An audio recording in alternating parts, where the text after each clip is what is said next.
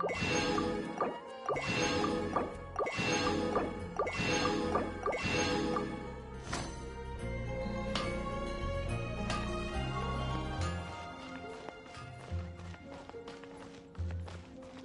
high up. Everyone can hear your voice. Come take a look. There will definitely be something that catches your eye.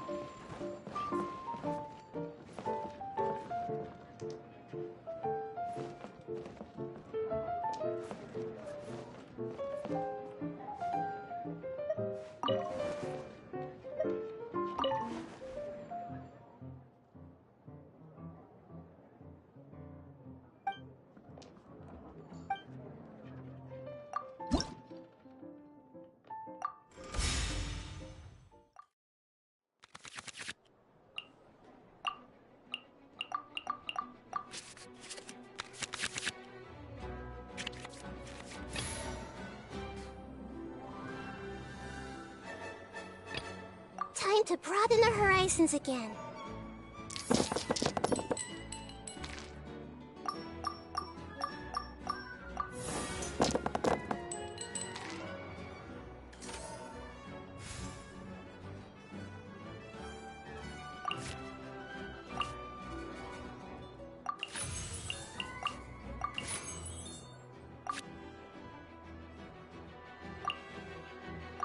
Grow, grow, grow!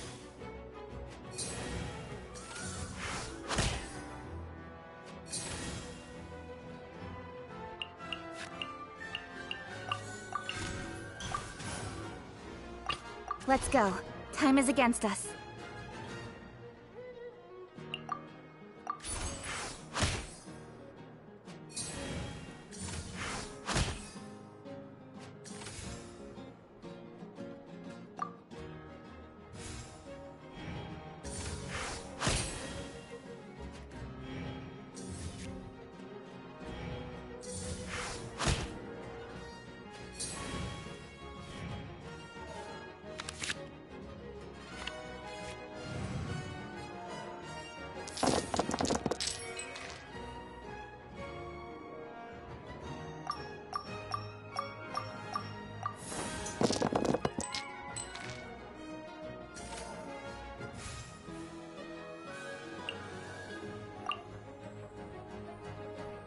Incoming!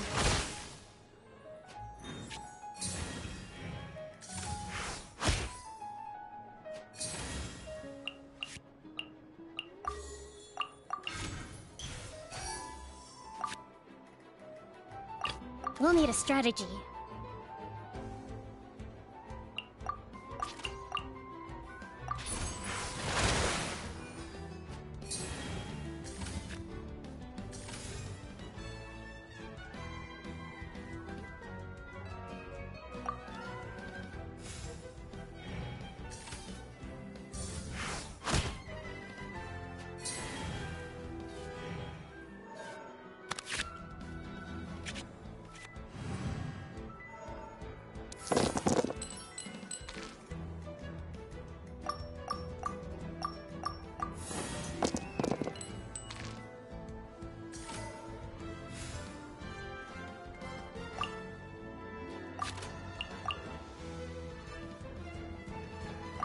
Hold the line!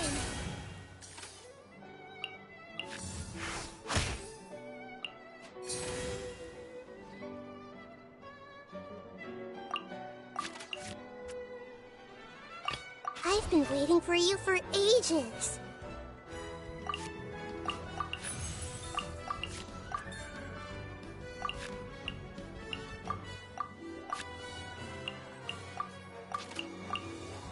This might hurt a little.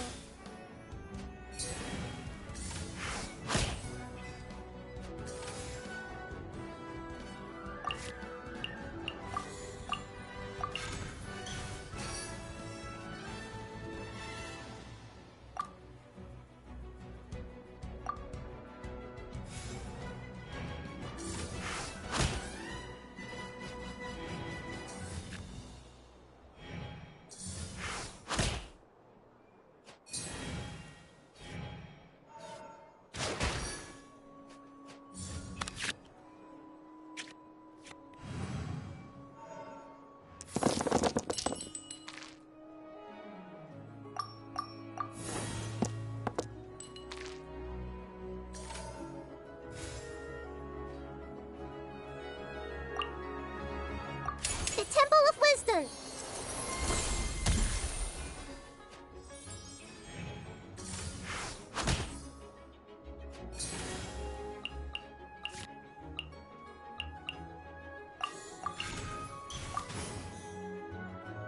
Let's go.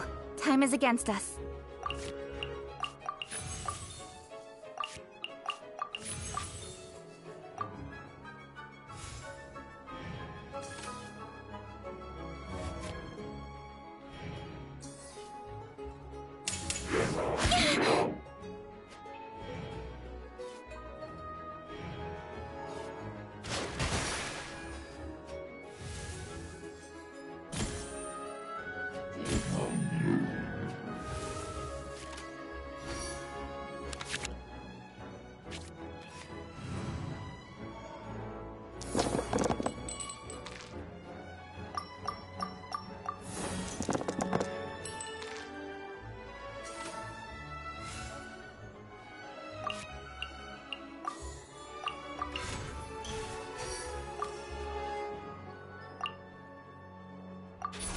of light!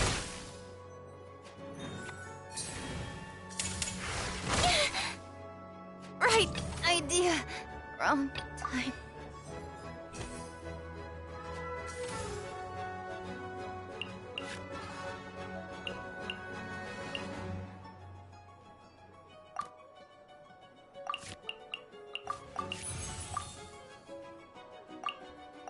Torrent, bring refuge!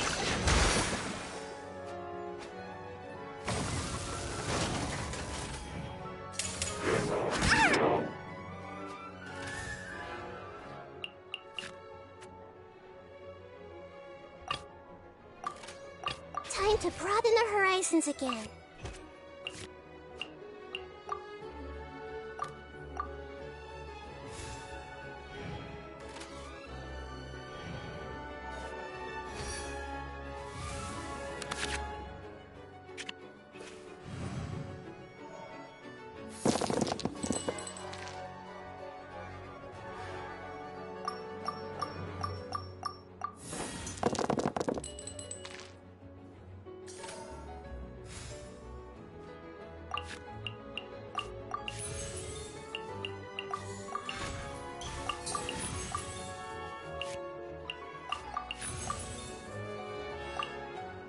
I see everything.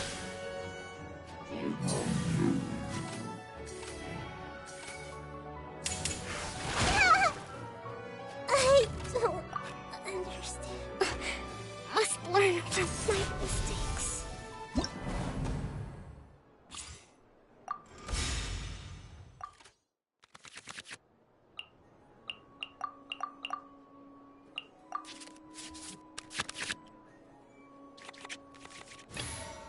Let's go.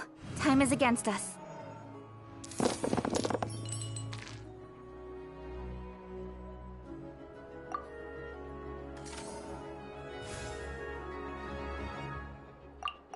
Incoming!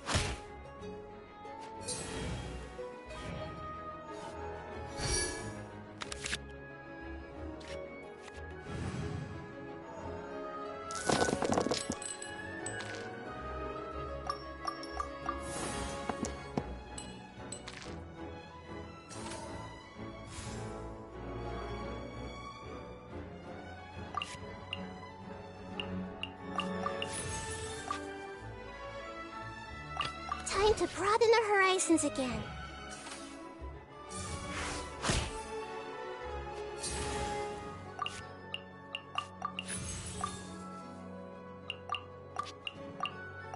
I see everything.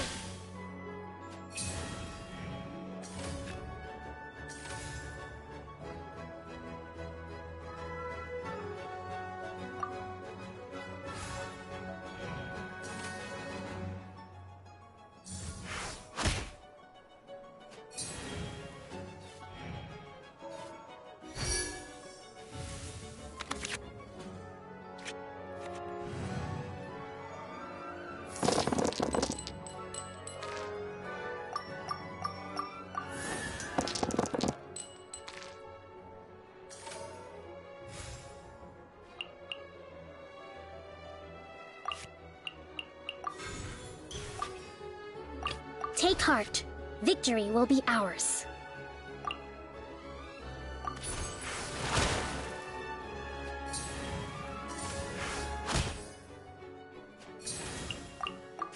Rest and rebuild!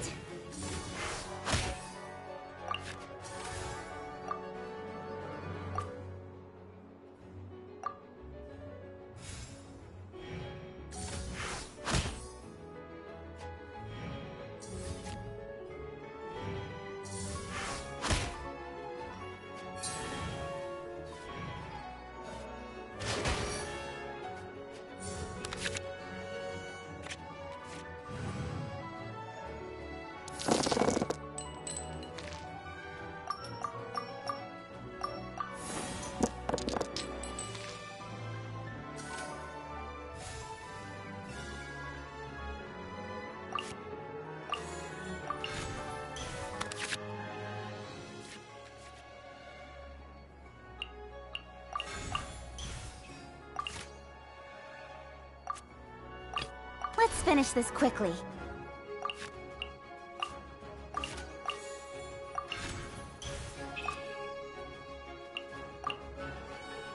Incoming!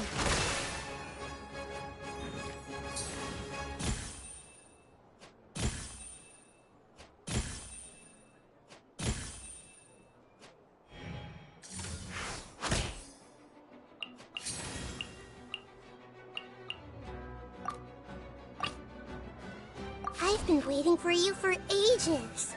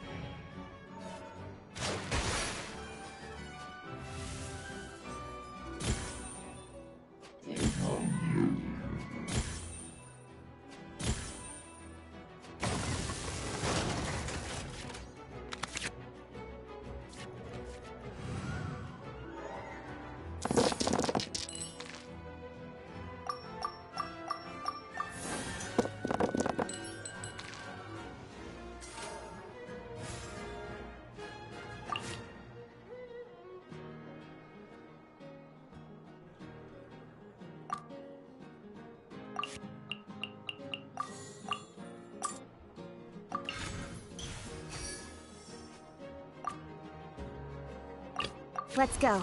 Time is against us.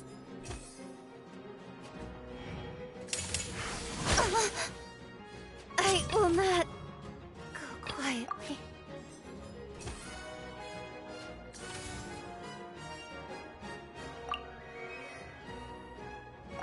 Billowing surge!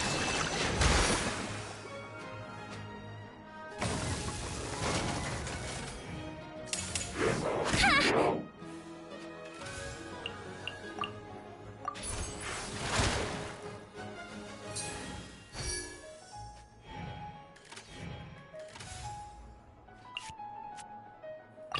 Time to broaden the horizons again.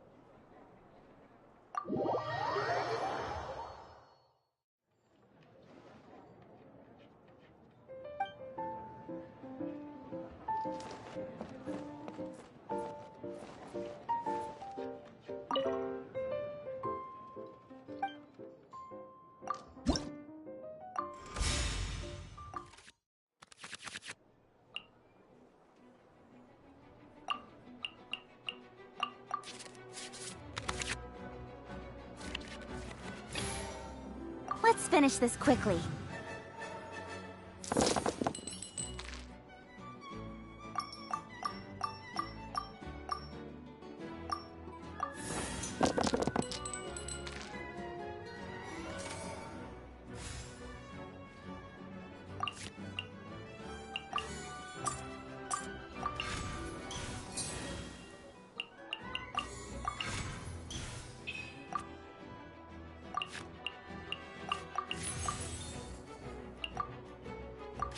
Speed of light! Finally, No.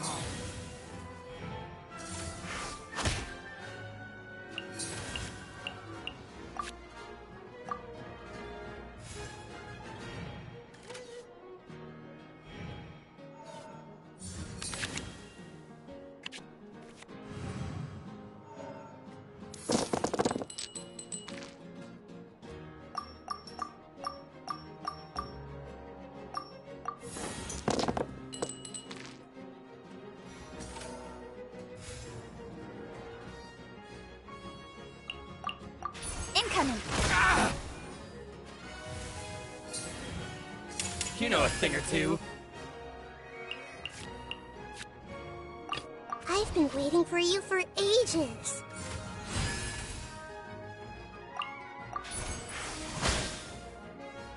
Finally, No.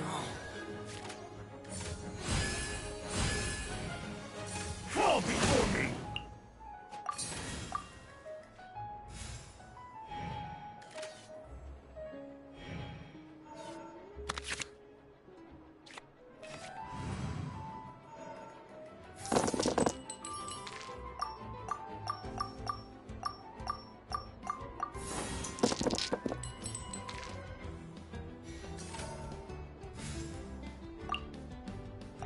I see everything.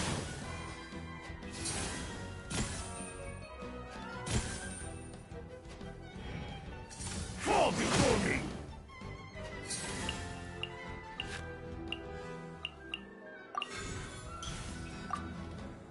We'll need a strategy.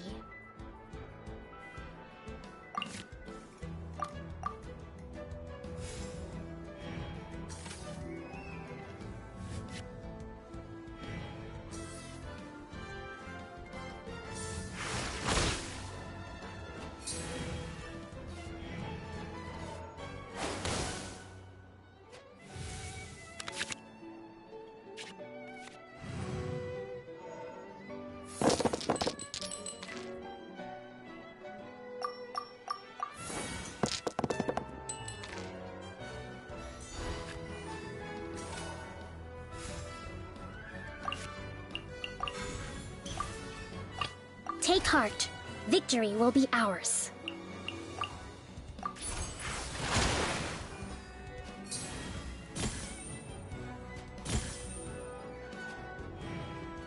Fall before me!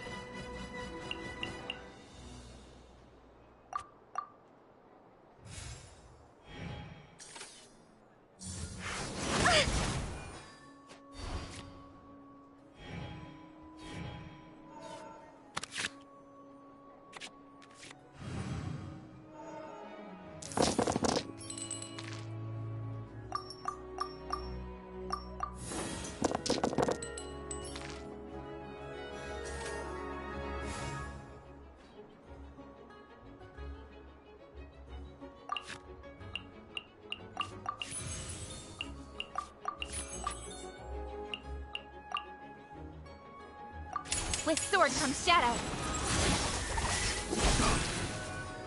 You win this battle.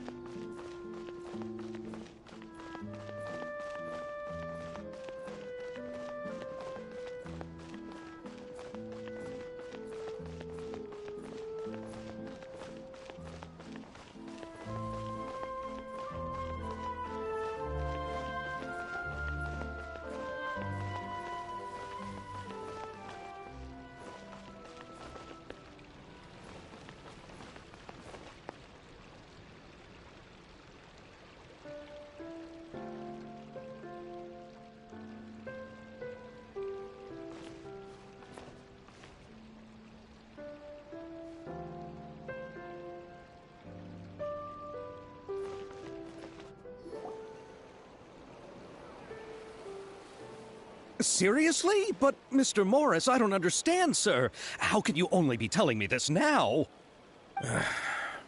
I'm afraid that there's nothing really I can do. I'm really facing a crisis. My hands are tied. But what about my film? Well, I'm afraid you'll have to come up with something on your own. Take it from me. Sometimes you just have to let things go. Same goes for this film festival.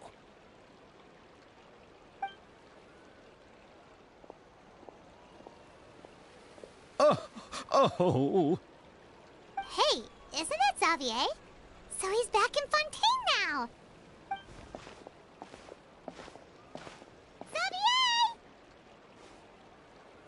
Oh, why, if it isn't the dear Traveler and Paimon. I really didn't expect to bump into you here at this time. Well, I was doing just fine until I received some terrible news just now. The investor I was working with for my upcoming film has fallen upon some hard times and is no longer able to provide the promised amount of funds. Can't you just find a different investor? Unfortunately, that's not how it works. We had signed an agreement specific to the Fontanalia Film Festival, stipulating that I cannot work with any other investors until the festival is finished. The Fontanalia Film Festival? What's that? Oh, is this your first time participating in Fontaine's Fontanalia Film Festival? Then allow me to fill you in. The Fontanalia Festival was established to commemorate the legendary Loch Knights, who went on a quest to search for the Oceanids and eventually welcomed the Hydro Arconageria. The holiday is deeply connected to the founding of Fontaine, as well as its unique laws and trials. It's one of the most important festivals for this nation. But what's with that weird expression on your face? It's like you're trying really hard to remember something. I was just trying to recall the exact description from the books, in order to avoid any unnecessary arguments over semantics. I usually try to recite things straight from the source. Well, either way, Paimon thinks she gets it now. It's just like the Windbloom Festival in Mondstadt, and the Lantern Rite in Lille. Yes, those are festivals of a similar variety. Who doesn't like a good festival? And just like those of other nations, Fontaine will hold a plethora of events around this time each year. To commemorate the Loch Knights, people will imitate them by putting on special costumes, raising golden cups, and going door to door asking for pure water. But a few years ago, Lady Farina started to find the whole idea a little drab, and so decided to change the part about pure water to sweets. That really doesn't surprise Paimon at all.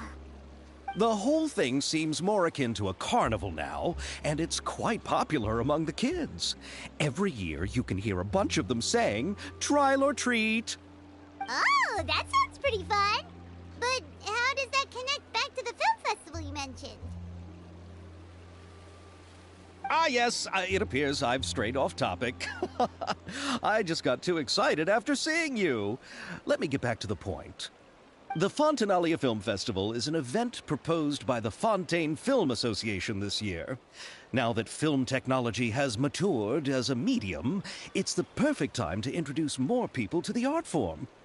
During this time, people may submit films to be evaluated, and the entry with the highest score will be given the Farina Award by the association.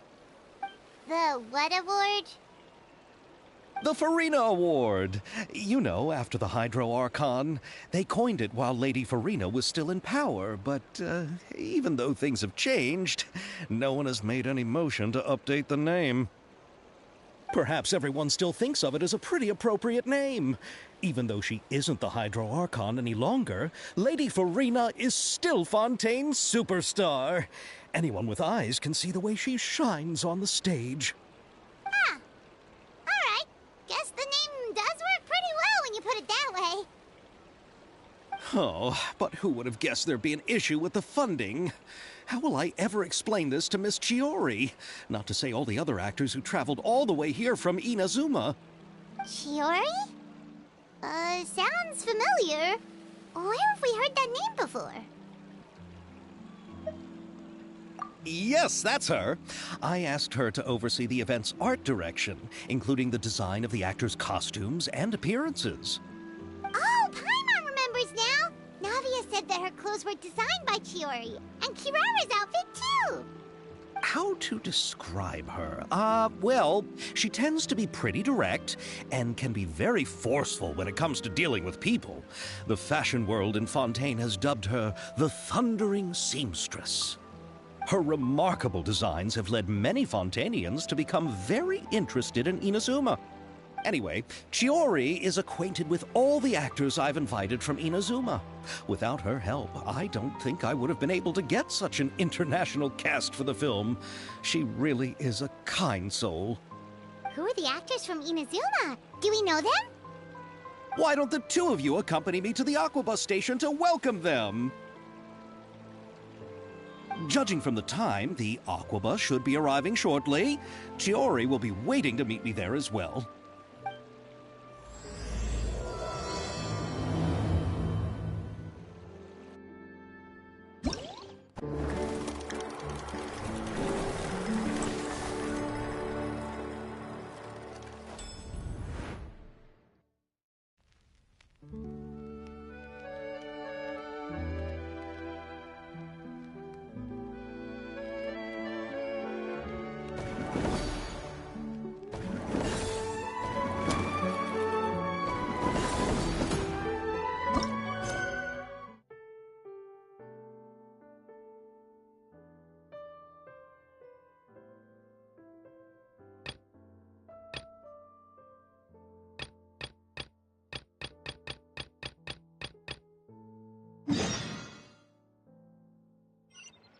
In adventuring, as in business, you always have to seize the opportunity while it's there.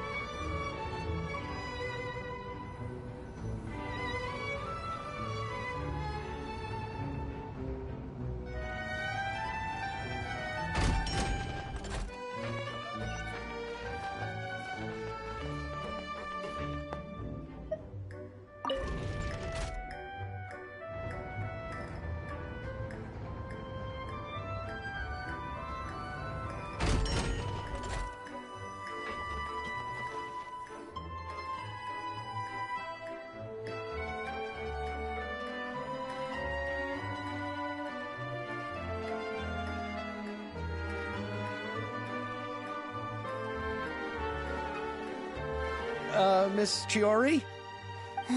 Your talk with the investor sure went fast. The Aquabus hasn't even arrived yet. Oh? And who are they? Allow me to introduce you. This is the Traveler and Paimon. Pleased to meet you. Likewise! We've heard the owner of Chioriya Boutique is a skilled seamstress, so it's a real pleasure to finally meet you in person.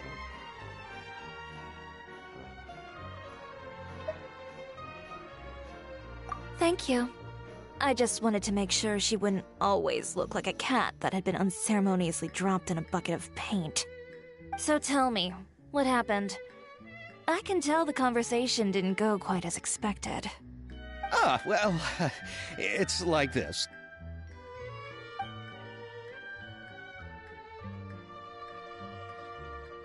Ugh. I know, Chiori, you don't have to say it. You did remind me that this investor was a little bit sketchy. Yes, there's no doubt about that. But how could I pass it up? He offered me twice as much as the others. And therein lies the problem. Yes, but just put yourself in my shoes. After obtaining such an excellent script, it's only natural that I would want to make the most of the film. The budgets that the others had proposed were nowhere near enough. It's difficult to find someone willing to front such a large amount of mora, so... Don't be sad, Xavier. We might be able to help scrounge up some more together for you. Oh, thank you, Paimon. That means a lot to me. But the cost of the film is staggering. I'm afraid that any mora we can scrounge together in a short amount of time won't even be able to cover the actors' fees. We need to move on. What's happened has already happened, and there's no changing it. But now's not the time to give up. What? You're saying that you have a plan? No, that's not what I mean. I'm simply saying I wouldn't give up just yet. The actors I recommended aren't just after mora after all.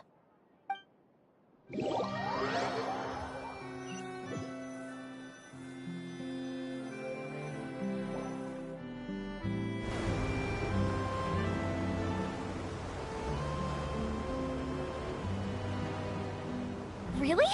Then where do you live? We Malazines live in Mercy Village. The only way to enter is from underwater. Oh, you must be pretty tired after work every day, right? I mean, you have to swim all that way just to go home. We are so thoughtful. But some Malazines choose to live in the Court of Fontaine because it's so much more convenient. This is our stop. Oh, we've arrived, but I haven't even finished chatting with Abel yet. I also enjoyed Aval's introductions to Fontaine along the way. Everything you described was so clear and detailed that we can't help but want to hear more. Thank you so much. I'm usually working here on this Aquabus, so I hope I'll have the chance to see you again. There are still many more places I'd like to introduce to you.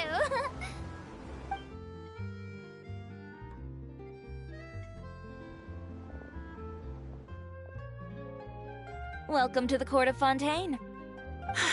Chiori, you sure have changed a lot. This is the first time we've seen you since you left Inazuma. I haven't realized it's been so long. I was in such a rush when I left that I didn't even get to say goodbye. Thank you for extending the invitation, Mr. Xavier. I'm looking forward to a fruitful trip here in Fontaine. It's an honor to have the head of the Kamisato clan visit us. So they are who you meant when you said you had actors coming from Inazuma? Oh? It's the Traveler and Paimon. Wow, what a coincidence! Ayaka and I were just talking about you on the way here. Are you also here for the film? We just ran into Xavier earlier and came over with him. But I'm not an actress. Sir Kamisato and Lady Ayaka are the real actors here. I'm just tagging along with Ayaka to have a good time together.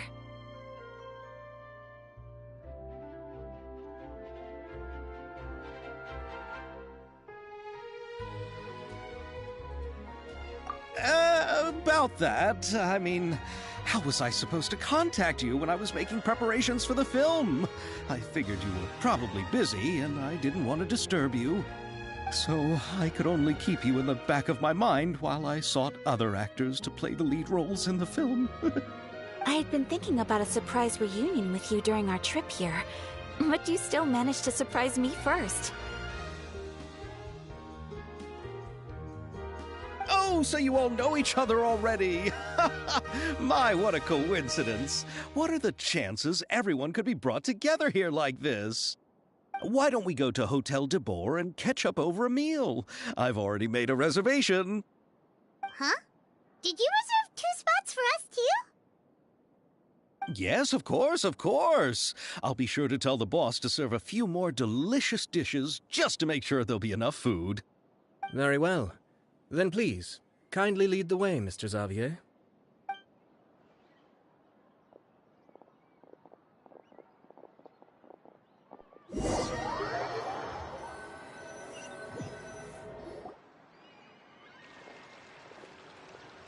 Wow, the buildings in Fontaine are so tall. Just look at how big they are. And there's the fountain that Aval mentioned earlier. It really is a magnificent sight. And look at that huge spinning sphere. Where does it get its power? Wait a sec. Could it be one of those clockwork mecha we've heard so much about?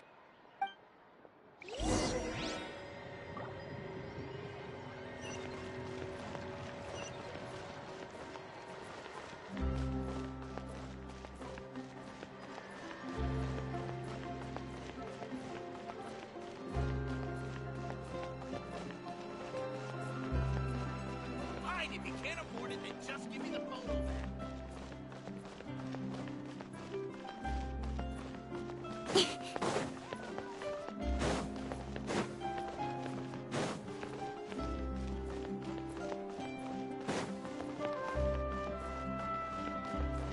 Investing too much emotion puts you at risk of doing something irrational.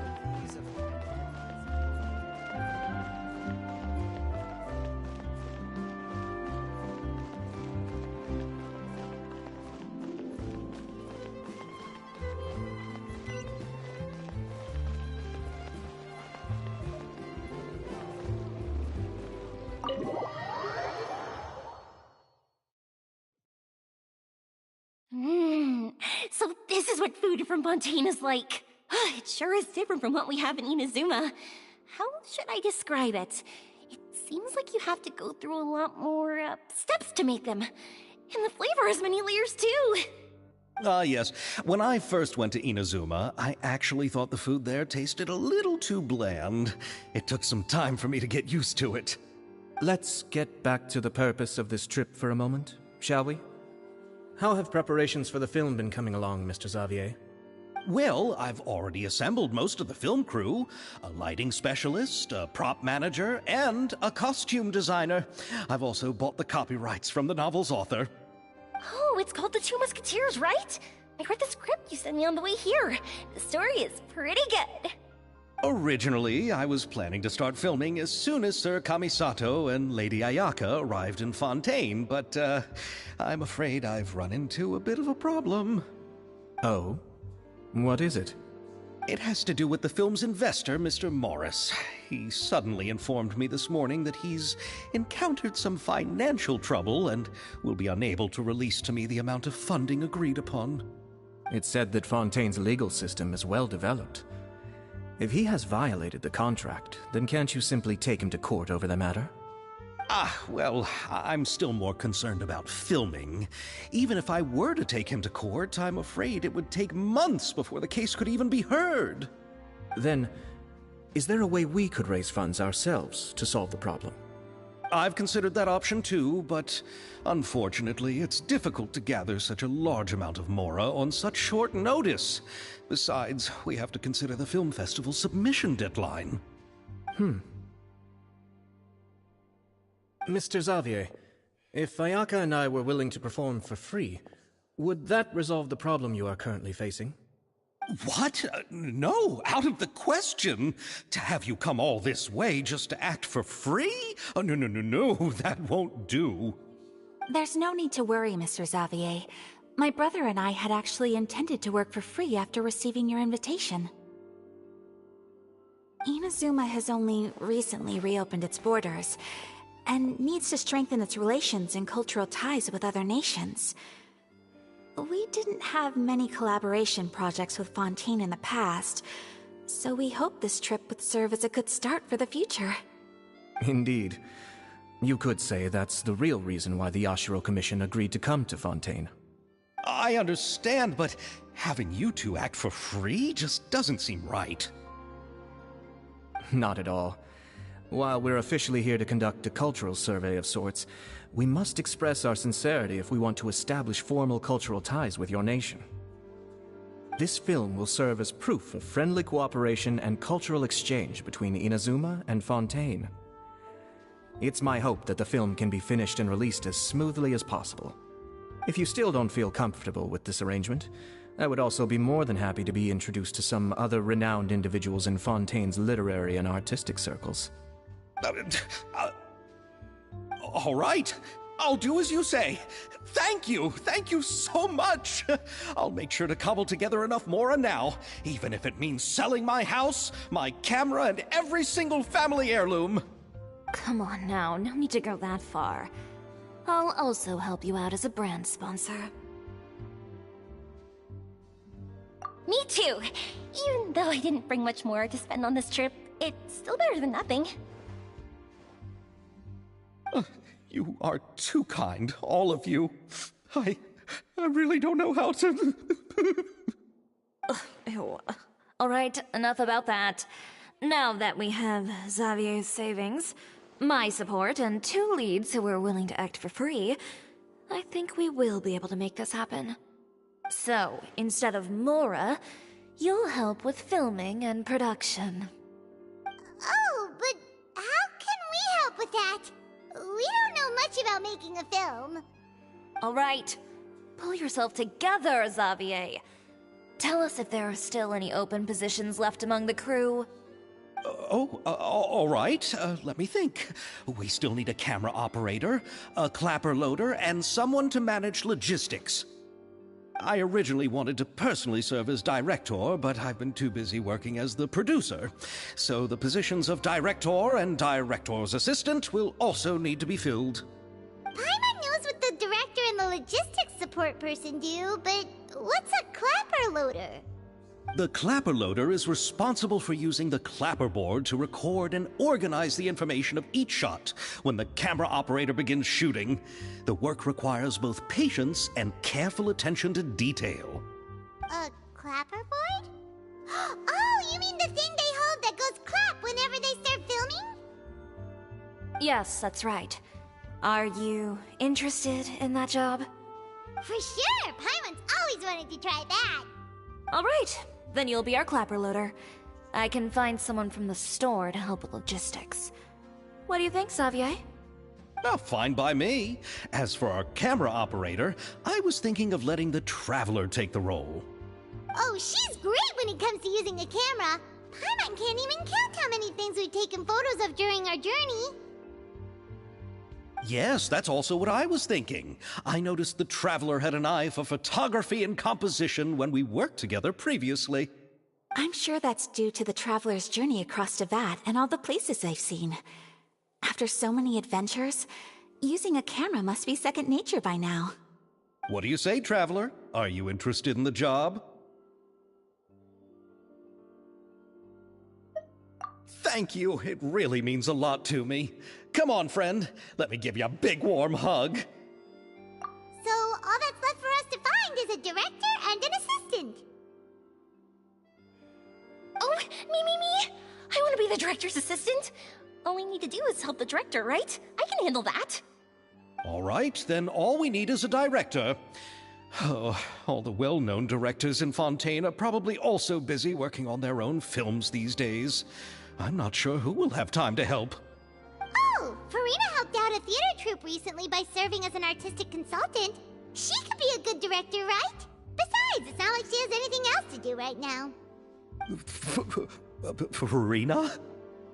Do you really think Lady Farina would be willing to help us with our humble project?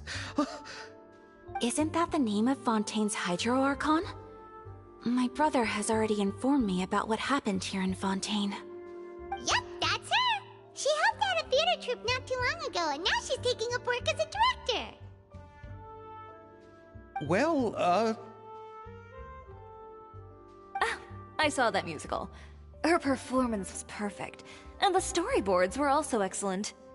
Don't let her former identity intimidate you. She's the best candidate we can think of right now. You'll never know until you give her a shot. Fine. You're right, Shiori. I'll do anything for the sake of my film. Anything! Then I'll have to ask the Traveler and Paimon to show me the way to Lady Farina's residence. I just hope she'll agree to help. Do you need us to also come along? No, there's no need to trouble you with this. Besides, you've just arrived in Fontaine, and I'm sure there are many places you would like to visit. Just leave this task to me. It's part of my duties as the producer. Very well. Then we'll be waiting to hear the good news. I'll go with you. By the way, you might want to consider bringing a gift. And don't worry, we won't simply drop you off at Farina's place. We know Farina pretty well by now, so having some familiar faces there should help your chances. Besides, the whole thing was our idea in the first place. All right, then I'll start making preparations. As for the gift... A gift for someone who was once seen as the Hydro Archon. I wonder what she would like. I recall that Lady Farina once fancied a clockwork ring, so perhaps I should get another exquisite clockwork contraption for her. Huh? Can't we just bring some desserts, like the Fontinalia mousse? But wouldn't that be a little too cheap? She does like desserts, though.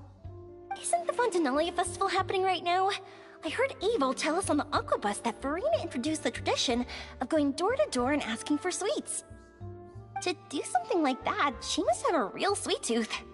I agree with Yoimiya. If the gift is too fancy, it might actually make her feel more uncomfortable. Alright then, let's go buy some Fontinalia mousse.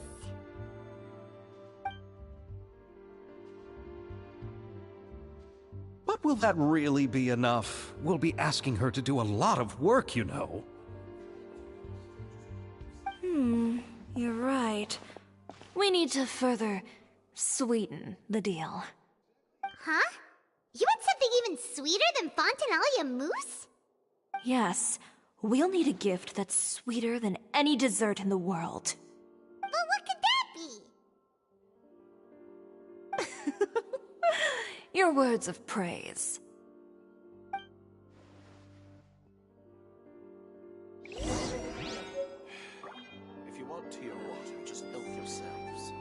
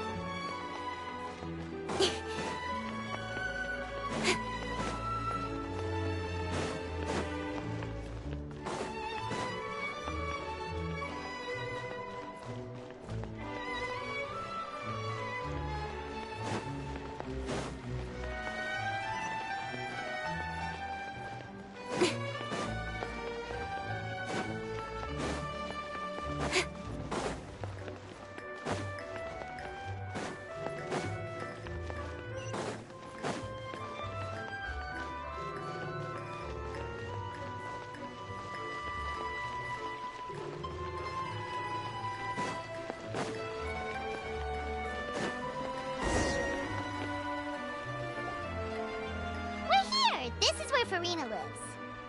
Okay, I'll go knock on the door.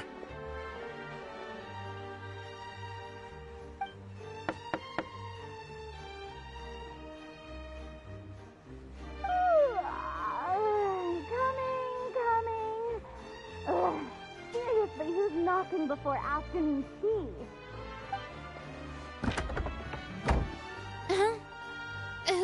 are you? Lady Farina, please allow me to introduce myself. I am Xavier, a film director. Hello. Oh, is that the traveler in Paimon I see behind you? And who's this? I'm Chiori. Ah, the one from Chioria Boutique. Hello, hello. So, what are you all doing here? Do you need something? Did you just get up, Farina? It's already past noon, you know. Huh? Oh, Paimon means the weather is so nice in the afternoon and the sun is so warm. Just like how you make us feel. Sleeping in late is a really smart idea. No. I was just up late last night reading some novels. What does sleeping in have to do with the weather?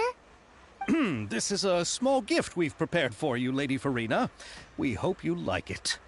No need to be so formal. I'm just a regular person like everyone else now. Oh, is this Fontinalia mousse? It's one of my favorites. That's great! So, actually, there's something we need your help with. Given your renowned passion and understanding of drama, I would like to ask that you serve as the director of our film crew. Oh, but didn't you just say that you're a director? Yes, but for this particular project, I'm mainly working as a producer. Besides, I'm sure that your understanding of the performing arts far surpasses my own, Lady Farina. Are the Traveler and Paimon also part of the film crew? Yep, we sure are. Paimon's the clapper loader and she's the camera operator. Camera operator? That can be a pretty technical job, and it directly affects the final quality of the film. Are you really up to it? No, I'm not questioning your abilities. It's just that I've never really seen you use a camera before. Maybe you can come up with a test for the Traveler and see for yourself. If she can satisfy you with her camera skills, then you'd have nothing to worry about and can join the team. What do you say? You sure are getting better at rolling with the situation, Paimon. Oh, I do wish to see how skilled the Traveler really is with a camera. Alright, how about this? We'll work with what we have. I'll give you some scenarios and see if your work is up to my standards. Very good. It's essential for the camera operator to understand the director's vision. I'll make my decision after seeing your work. Are you ready? I have high standards, you know. Okay, grab the camera and I'll give you a scenario.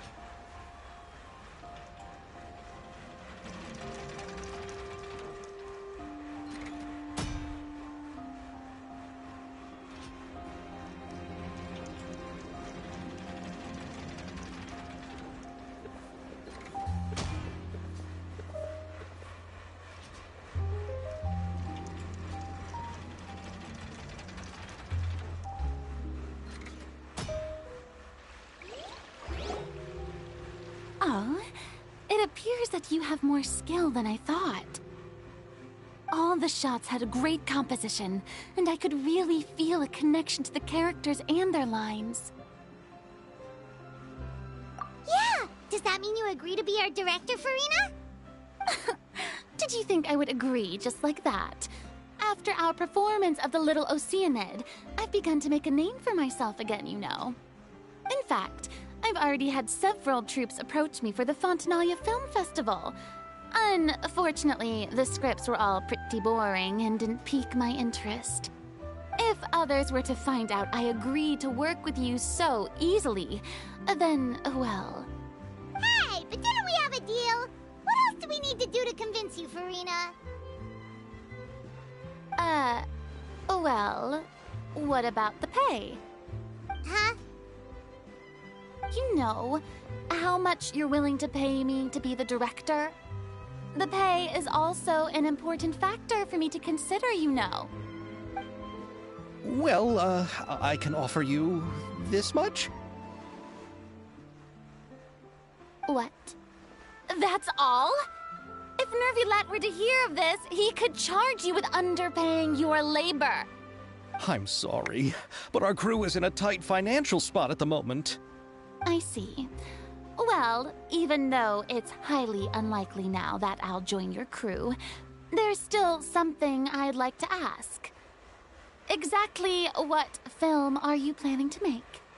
Oh, our script is an adaptation of The Two Musketeers. Huh? Wait, you mean the suspense thriller novel that was a #1 bestseller?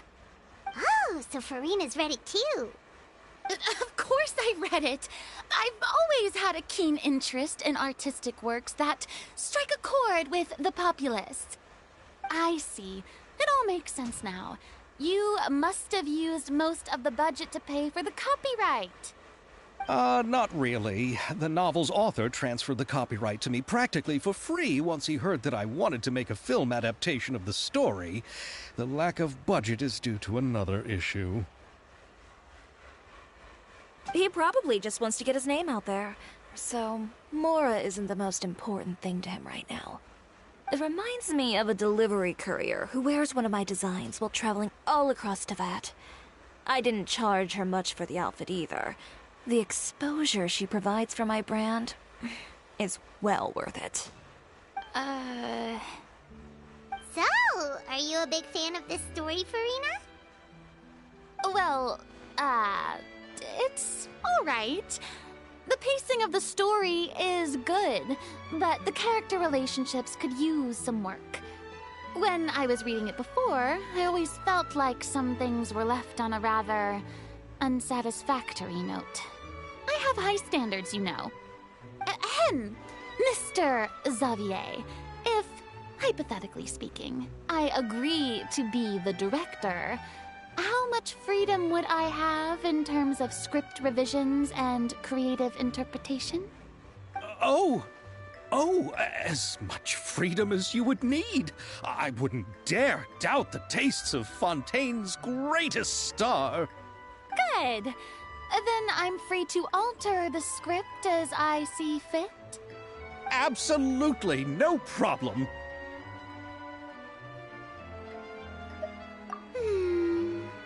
All right.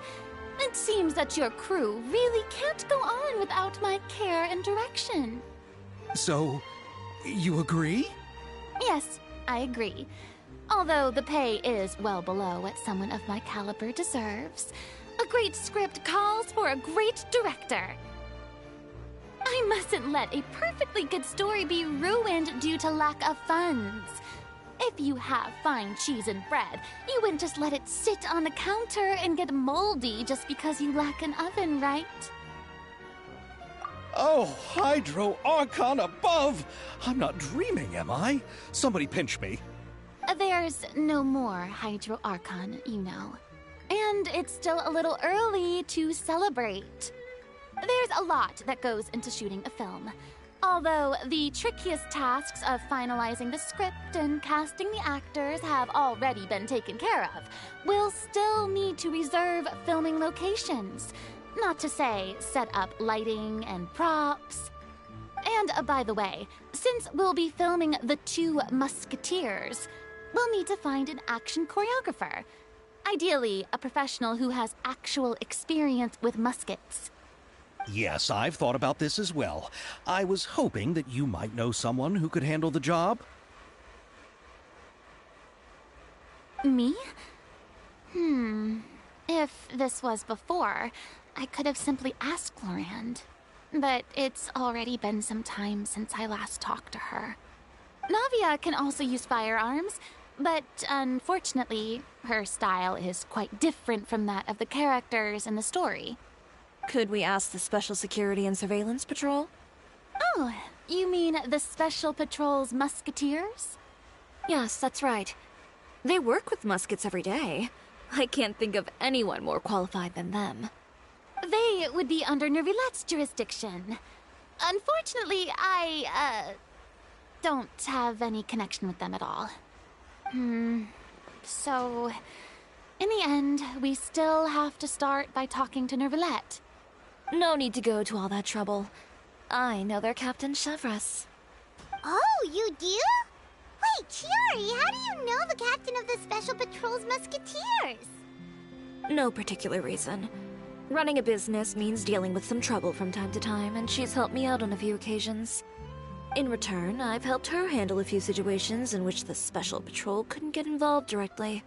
So, we've gotten to know each other over time. So you're saying there's been times when the Special Patrol needed a fashion designer to handle a situation? Your work is becoming more and more mysterious. It'd be best to keep it that way. Anyway, enough about that. What do you all think about asking the captain to be our musket action choreographer? She sounds professional enough. She is a captain, after all. I have no objections. But I imagine the Special Security and Surveillance Patrol must be busy with their duties. Do you think she'd really have time to help with shooting a film? And then there's the issue of pay. Well, it just so happens that she's also not the kind of person that's just after Mora. As for whether she has time, I'll have to go and ask her first. Then I'll leave that to you. Macaroni's on sale today, so I've got to go. You can just tell me how things went when we discuss tomorrow's plan later. No problem. Having Farina join feels like a big boost to our team! Of course. Just wait until the day of our premiere. You'll witness the true power of my name in these lands. You'll be so glad I agreed to help. I can guarantee that even the standing tickets will be sold out. I'll be sure to ask some people I know to see if they'd be willing to act as extras. Seems like you're finally getting more comfortable with your own reputation now. I didn't ask for the Clapper Loader's commentary, Paimon. Then let's get going. I happen to know where Chevreuse is today. By the way, I'm curious. If my pay is so low, then what about our two lead actors? Didn't they travel here all the way from Inazuma? Actually, they told us that they see the trip as part of a cultural exchange, so they didn't ask for any pay. What? So is every person in Tevat who doesn't want money gathered here to shoot this film? Don't tell me Chiori isn't being paid either. I already knew Xavier from before, and he's also agreed to give my brand some good exposure. It seems the gods have really smiled upon you, Xavier. And that certainly doesn't include me, mind you.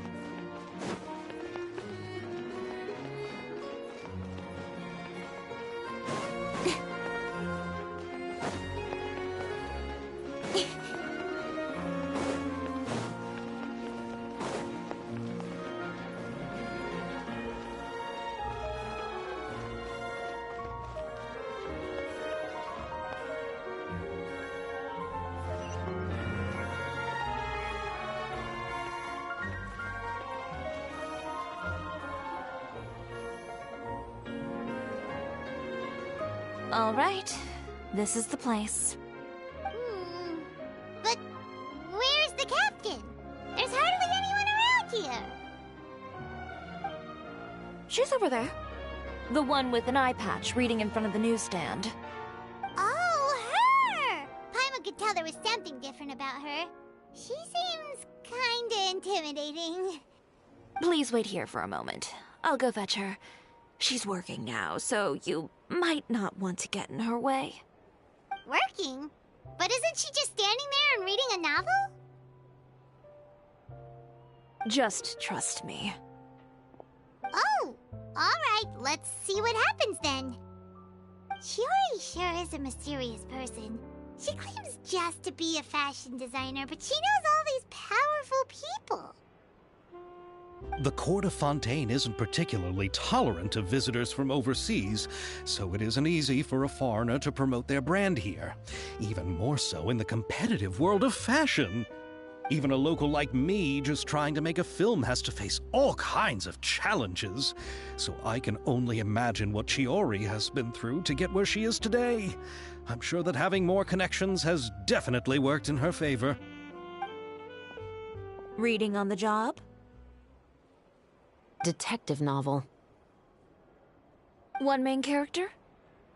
No. Multiple. Branching storylines. I see. How's the plot coming along? One of the main characters is about to make a choice that will affect the rest of his life. I'd wager he's going to make the wrong choice. Any way to speed things up? There's something I need your help with. You know that doesn't depend on me. It all comes down to what the character chooses. Which is exactly why I'm here to help.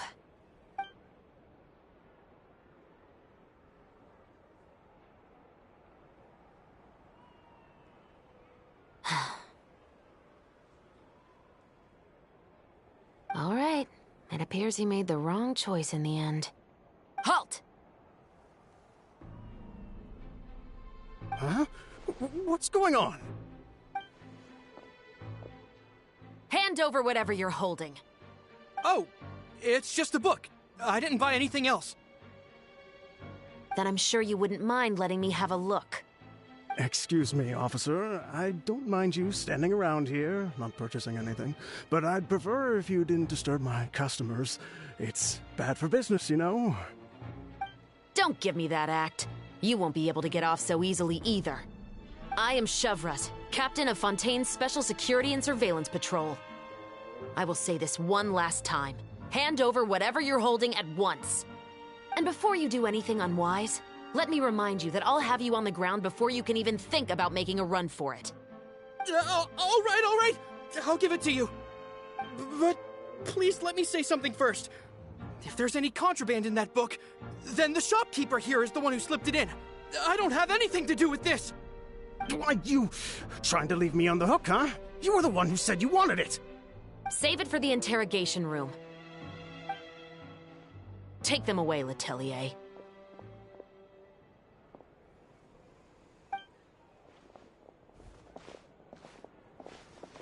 What's going on here? One second you're reading a book and the next you're escorting people away.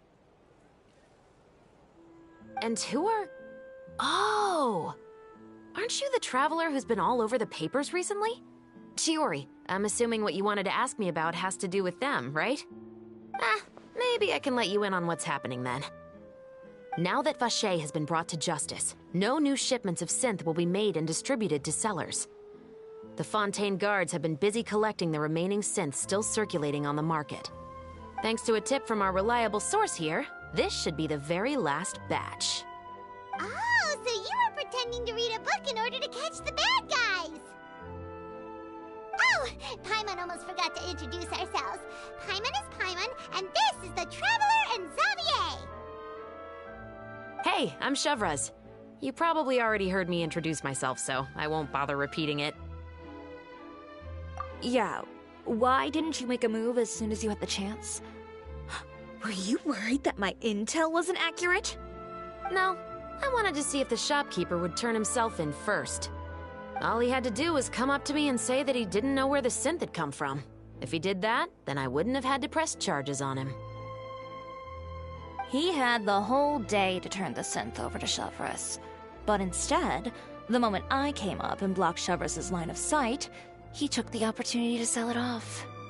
Yep, he made the wrong choice, even though the right choice was right there in front of him. But you knew they wouldn't make the right choice. Yeah, I knew. I was just hoping I'd be wrong for once. Enough about that, though. What did you want to ask me about? Oh, you see, it's like this.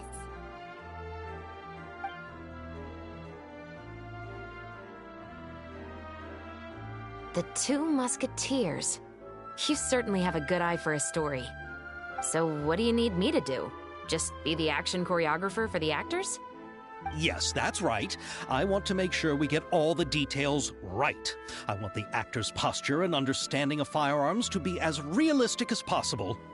However, I'm afraid this work will require a bit of your time, since you'll have to be present whenever we're filming. Also, as for the pay... No need to say any more. I'll join. Huh? Just like that?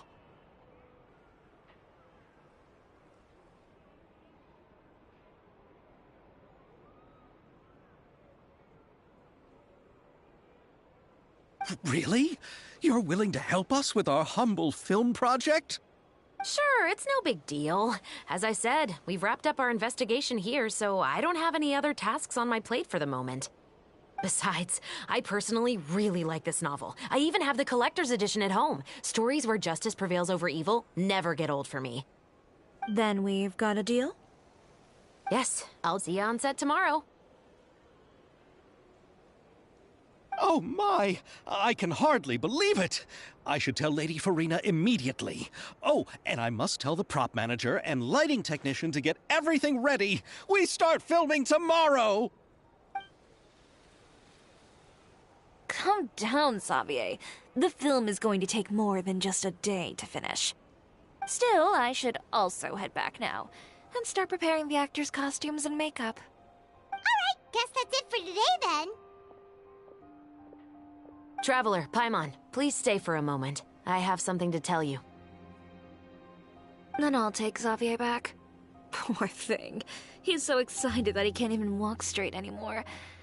I don't want to spend our first day fishing our producer out of the fountain. He'd better.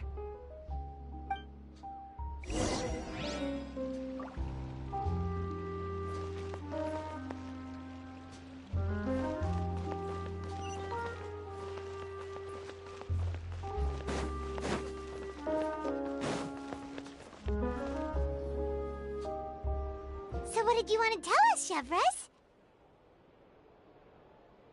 Have you read The Two Musketeers?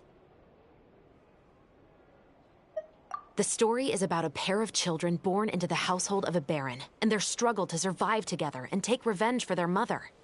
They were raised at the baron's estate, where their mother worked as a maid. The two were illegitimate children that the baron had with the maid, so they were never treated well by anyone. One day, upon returning home, they found their mother had been murdered and left dead on the floor. It was quite evident that the culprits were the other members of the baron's household, who never had any kind words to say to them. However, the baron was able to exert his influence and keep the whole thing under wraps. The mother's death was eventually deemed as a suicide, and there was no chance of bringing her murderers to justice. The two siblings decided to flee and someday avenge their mother.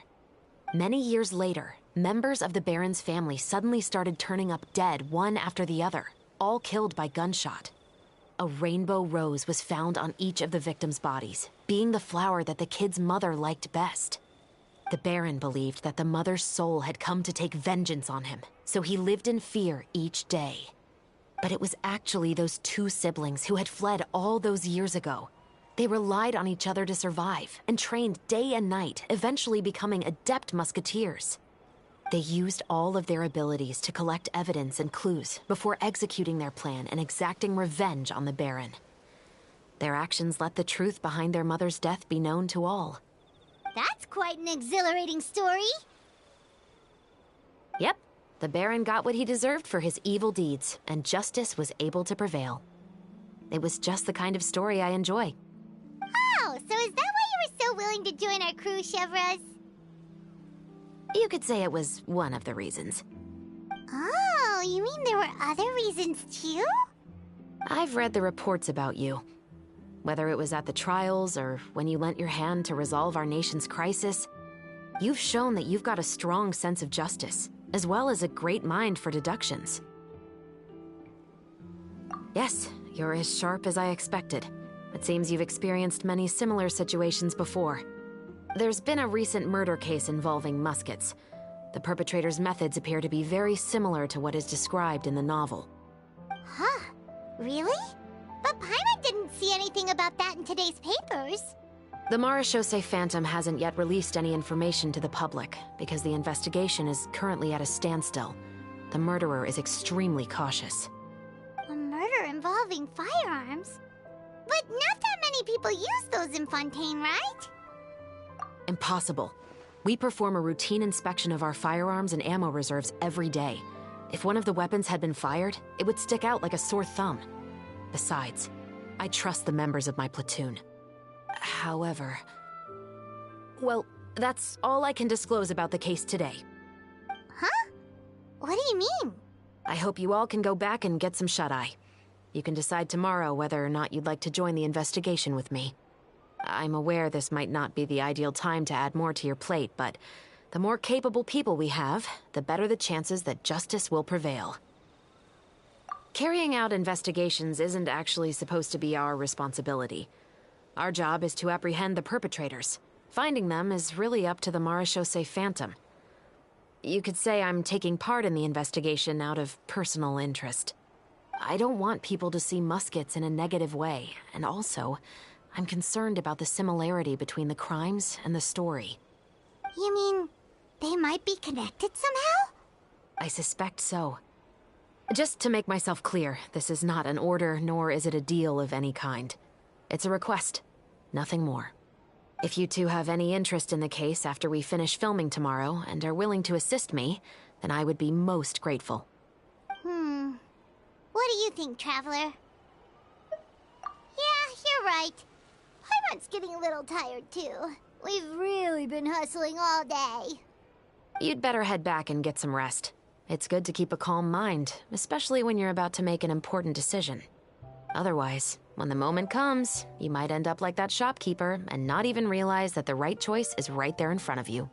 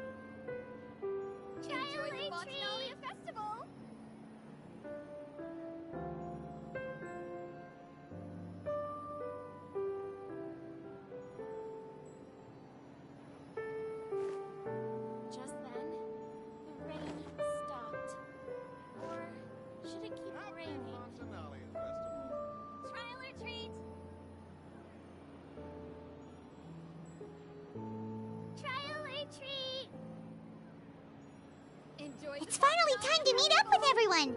Paimon even dreamt of making the film last night.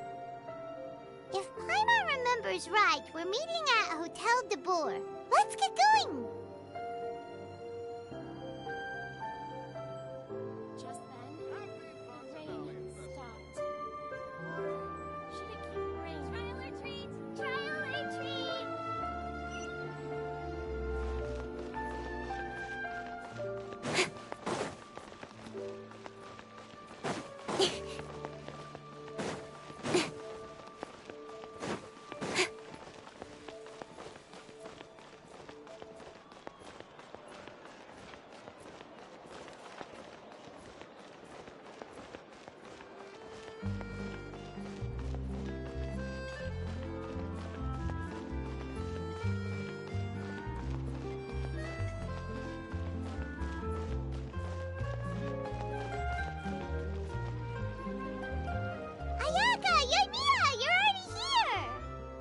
morning. Xavier said yesterday afternoon went well. Yeah, and how about you, Ayaka? What were you up to yesterday? After we split up, Ayato went to see Udex Nervillette at the Palais Marmonia. I was originally thinking of going with him, but he said he could manage it himself. He told me to go see the sights around Fontaine and to enjoy the local culture. So I rode the aquabus with Yoimiya and visited the Opera House on Aranias Island. Yeah, you wouldn't believe what we saw there! 2 mechanical puppets that were dancing together! You've already seen them, right? Yeah, those two! Amazing, aren't they? We sat and watched for quite a while. It was mesmerizing. Like we could keep watching them forever. Oh, it was the same for us the first time we saw them, too! Afterwards, we went swimming at the beach! Well, diving, to be exact. It was the first time I ever breathed underwater! I held Ayaka's hand and we counted down together. 3, 2, 1, and then splash! We were beneath the waves.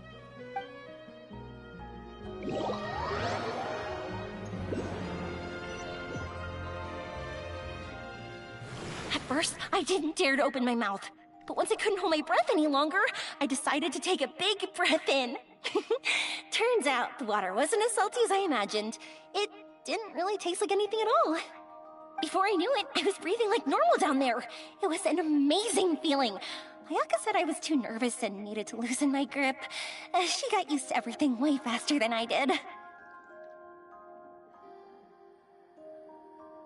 I knew that the Traveler could do it, so I had no doubt we could do it too.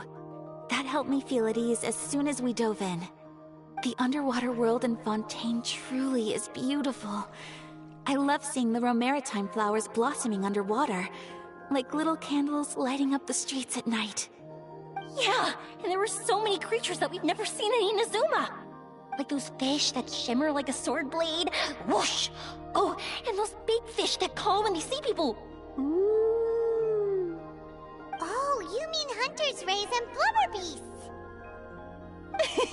I just love the name Blubber Beast. Just wait till Pops and the others hear about this. They probably won't believe a word I say.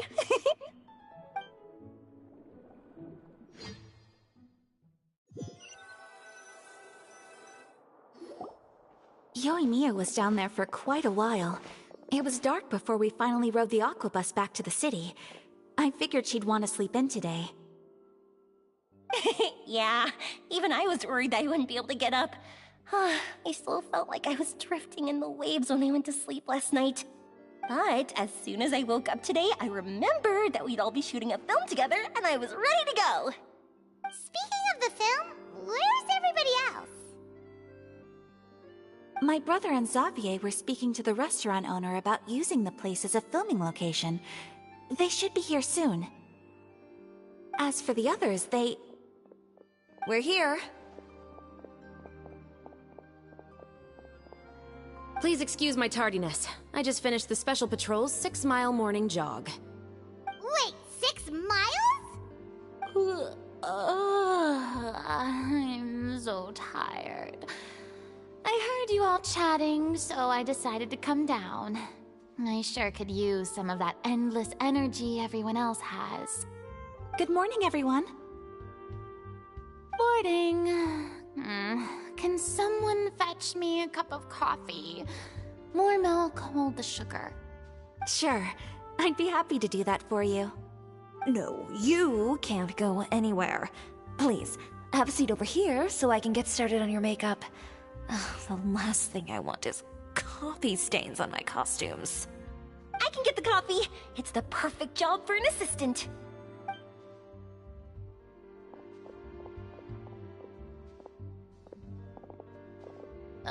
So much energy. Seriously, what's her secret? Oh, Yoimiya's always like that. But you sure look exhausted, Farina. It's because you're not used to waking up so early, huh? Of course not. I spent the whole night reading the novel from cover to cover, marking sections that either need to be omitted or adapted. Wow. Paimon didn't expect you to be so thorough. Well, I was the biggest star in all of Fontaine after all. It takes more than just a pretty face to earn a reputation like that. I know how to get serious when the situation calls for it. I went all out when I was acting as an Archon, so why wouldn't I do the same for my own life? Here's your coffee, Director Farina.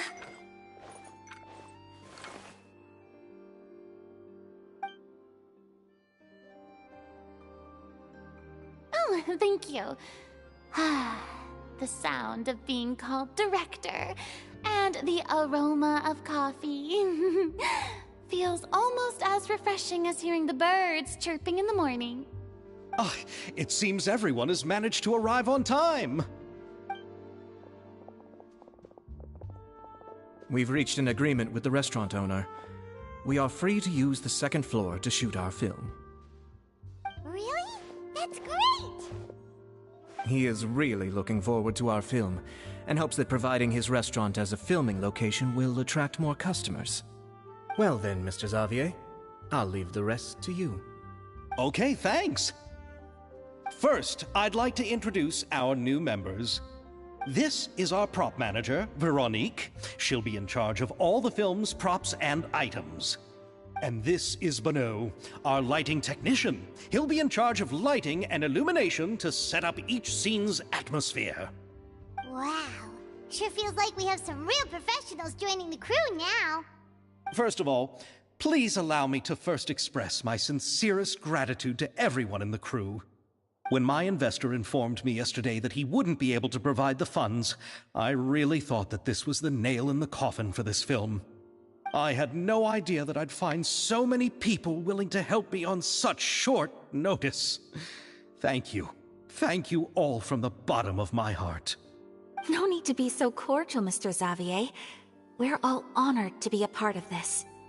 Your works made a profound impression on me when I saw them back in Inazuma. I am sure that someday, this film will be remembered as a prime example of cultural exchange between Fontaine and Inazuma. Yes, the story is the reason I agreed to join. I can't bear to even imagine what this film would look like without the very best director.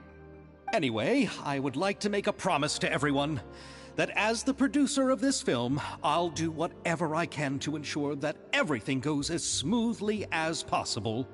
This is not just my film. It also embodies the thoughts and feelings of every person here, as well as the endless effort we are about to pour into it. So, without further ado, the Two Musketeers will officially begin filming now! You may take it from here, Director Farina. All right. Listen up, everyone.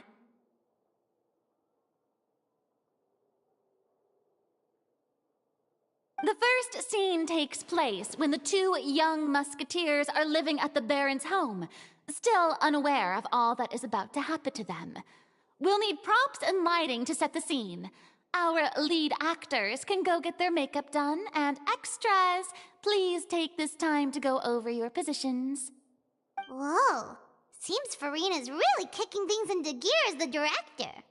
Is everyone clear? I don't want anyone traipsing around the set like umbrella finches. All right, cameras will start rolling as soon as the set is ready. Let's make a film that'll make some serious waves in Fontaine. Not the kind of waves that drown people. I mean, the good kind of waves. Seems like she's still a bit traumatized by that. Anyway, let's go see if there's anything we can do to help.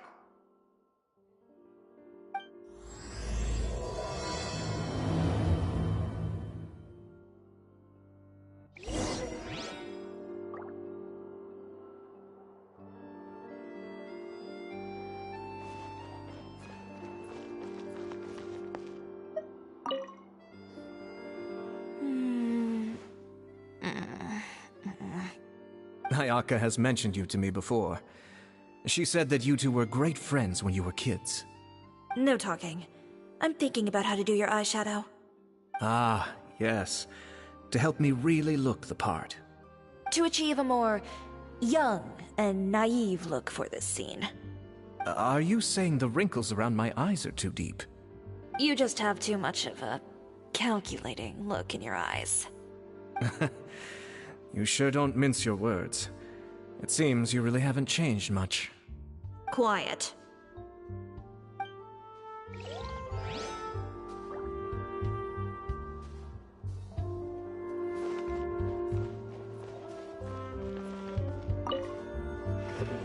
How about here?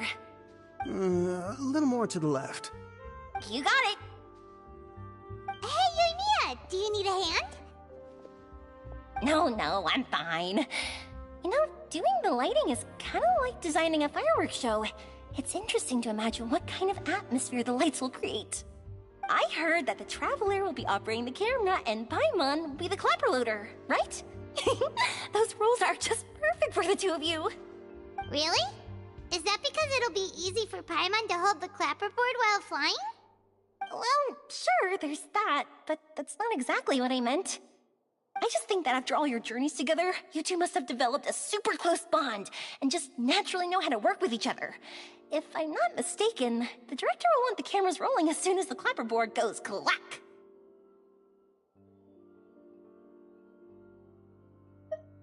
Oh, I see. It's amazing to see the magic behind filmmaking.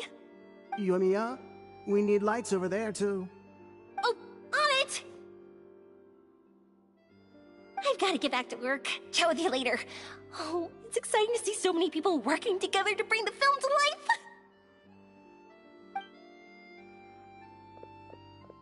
Seems like Yoimiya's really getting into it. But she was right. We do have a super close bond, don't we? Paimon's really happy to hear that.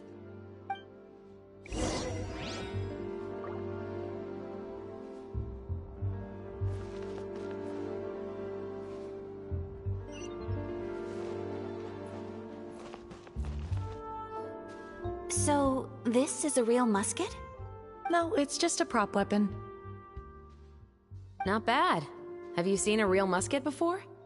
Only in books and newspapers. I made this one based on the relative shape and proportions I saw in reference images. When we're filming, some special gunpowder will be applied around the muzzle, which will help create the flash and smoke effects of a real gun being fired. Which means it'll be up to the actors to portray the recoil. That's right. The sound effects for gunshots will also be added in post-production. Thank you, Veronique. I think I know where to start now. However, the musket's gears and firing pin could still use some work. Adding some wear on the metallic components will make them appear more realistic. Also, be sure to rub the muskets with some oil each time before we start shooting. That'll give the impression that the firearms have been well maintained. Good point. You seem to know a lot, Miss Chevres. I assume you use these types of firearms on a regular basis? Yes, I perform routine maintenance on my weapons every day. Just like we as people need to eat and sleep, muskets need to be cleaned and maintained.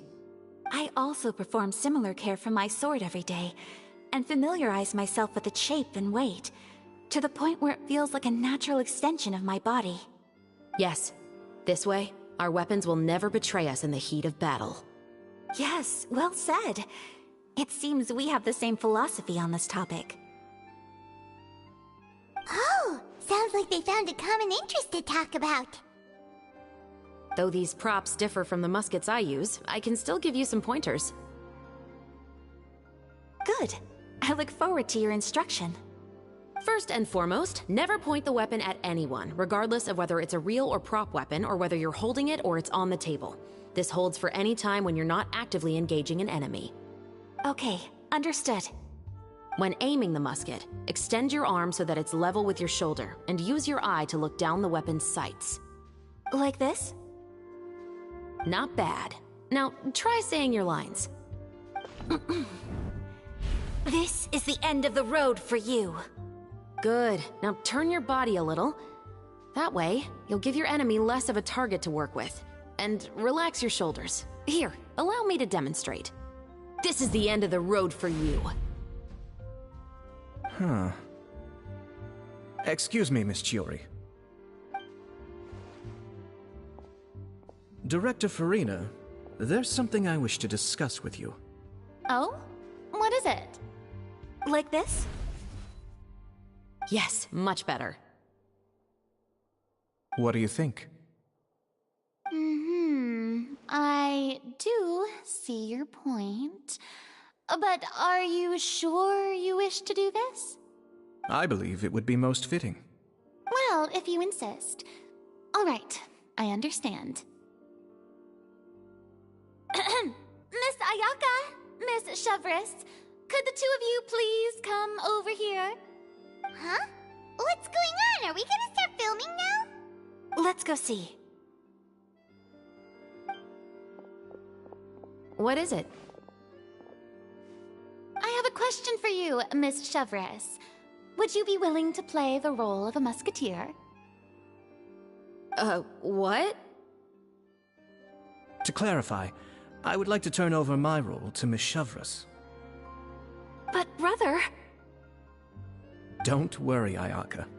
I actually view this as a good thing. I was becoming troubled trying to set aside some time to speak to the staff at the Palais Mermonia. I would like to have some conversations about the cultural exchange between our two countries, and I've heard that the bureaucratic process here can get rather complicated. Now, I will be able to focus on my work. Besides, you also know that I'm not really one for public performances. Are you really sure? From a director's point of view, I also felt like the relationship between the two musketeers in the original story could be improved. The older brother in the story plays the lead role with his overbearing character, but this causes his character to overshadow that of his sister, and the theme of the two supporting and relying on each other isn't conveyed very well. But if we were to change the siblings to two sisters of a similar age, then that aspect of the story might come through more clearly. Also, I've seen you instructing Ayaka. That cold and dignified personality is exactly what we need for the older musketeer. Of course, even with all these insights, the decision should still be made by Miss Chevres. Chevres mentioned that she really likes the story, right? Paimon bets that she'll take the role.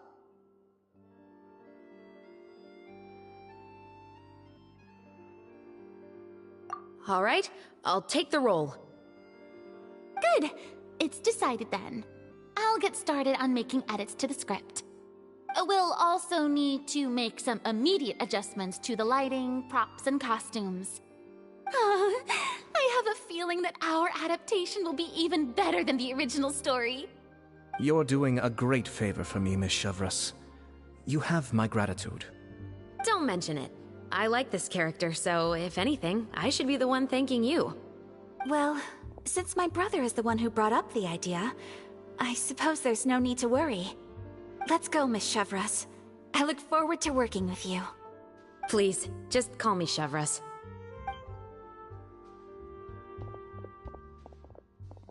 Seems like you're really going out of your way to solve the problem I was having with your makeup. Surely you jest, Chiori. I assure you that I was mostly motivated by a desire to spend more time on formal business. Oh, come on. You really think I'd buy that? According to what I've heard from Ayaka, her brother is someone who can juggle 10 different matters at the same time. I'm sure you have other reasons for backing out. Perhaps. Ayaka always said she wanted to go out and see more of the world, just like the Traveler. But I feel that she needs not only to see other nations, but also to make some different kinds of friends. I think it would be harder for her to make new connections with me constantly by her side. I would like to give her some space. Alright, go on. Spoil her some more. Ayato! It's too bad you're stepping down from the role. Paimon really wanted to see you act as a musketeer.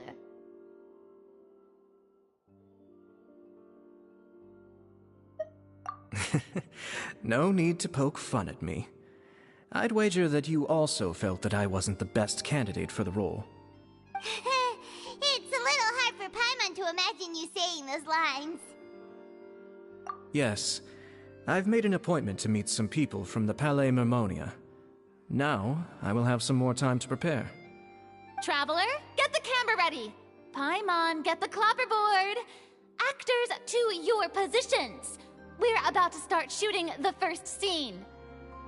Go on now. And please take good care of Ayaka. Yep, don't worry. Thank you. I look forward to seeing the film when it's finished. All right, now that we're all here, let me help set the scene for everyone. The first scene takes place when our two main characters are still living at the Baron's estate. They've been ostracized and verbally abused by others in the household, but they still have no idea why. We want to capture how naive and innocent they are, despite their pain. Chevris will be playing the role of the older sister, Tulip, and Ayaka will be the younger sister, Iris. Be sure to get close-ups of the main characters at the right moment. Silence on the set! Lights! Camera! Action! Let's go! Tulip, Mother's been out for quite a while now. Perhaps she went to pick some flowers on the way home. You know how she loves flowers. Iris, Tulip! I'm home!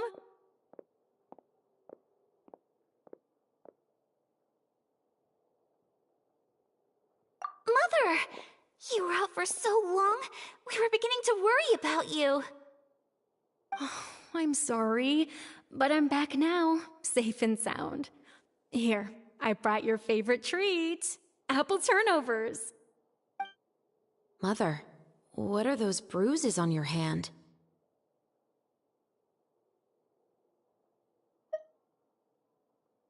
Huh? What bruises? Oh, I must have bumped into something while I was working yesterday. But I didn't notice them this morning. Then perhaps they're from when I accidentally tripped when I was out just now. By the way, did you have fun playing at home? What's the matter, Iris? Well, we've realized that no one really wants to play with us. They even took Iris's doll and spat at us. And they even called us names. They said we were... Shh. It's all right. Don't worry. Girls, listen to me.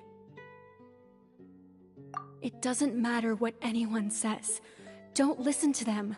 No one can define you with such words. You both have wonderful lives ahead of you. Just like your names. You will both blossom like beautiful flowers. Maybe your time to blossom hasn't quite come yet, but one day, you two will bloom more beautifully than anything else. Don't let the soil you're in now ruin your future beauty. Understand? My dear daughters. And cut! Not bad. The actors' emotions were all on point. Let's keep that take. Also, if our clapper loader could avoid shouting at the start of the scene next time. Oh, got it. Great. I was a little worried that my nerves would get the better of me. What about you, Chevris? I felt fine. The lines weren't too difficult at all. Seems like Farina must have adapted the role nicely. You two were great. I couldn't tell it was your first time acting in a film. You should have more confidence. Thank you for your encouragement. Positions, everyone! We'll move on to the next scene after we try a few more camera angles.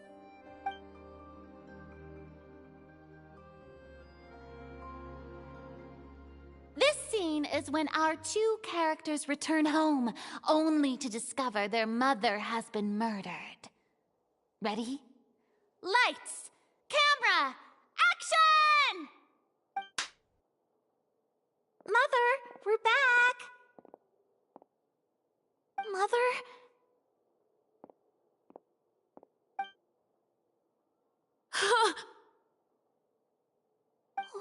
wrong, Tulip? Iris, stay away! Huh? Why? What's... Mother! Mother... She's... Huh? There's poison in this cup. Huh? I could have sworn I've seen this kind of cup before. Those aristocrats. They didn't even try to cover up their actions.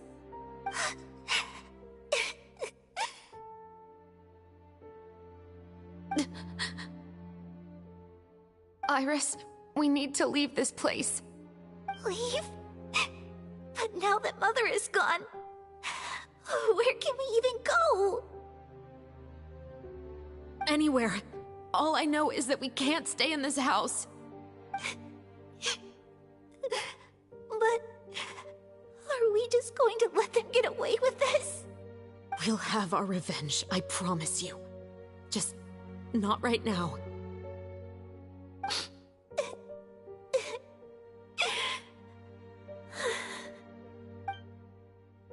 Come on, let's go. No, wait.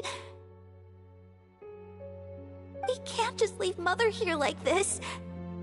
At least let me leave this rose with her.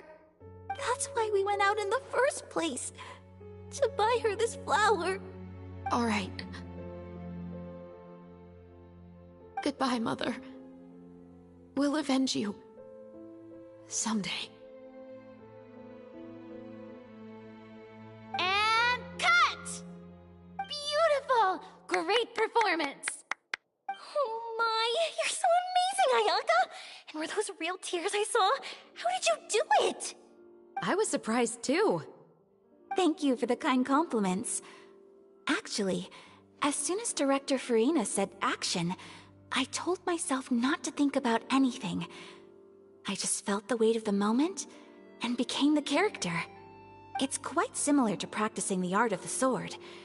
You clear your mind and focus only on what's happening in front of you. Ayaka's performance was amazing. Have I discovered an acting prodigy? Pipe down, everyone! We need to move on to the next scene!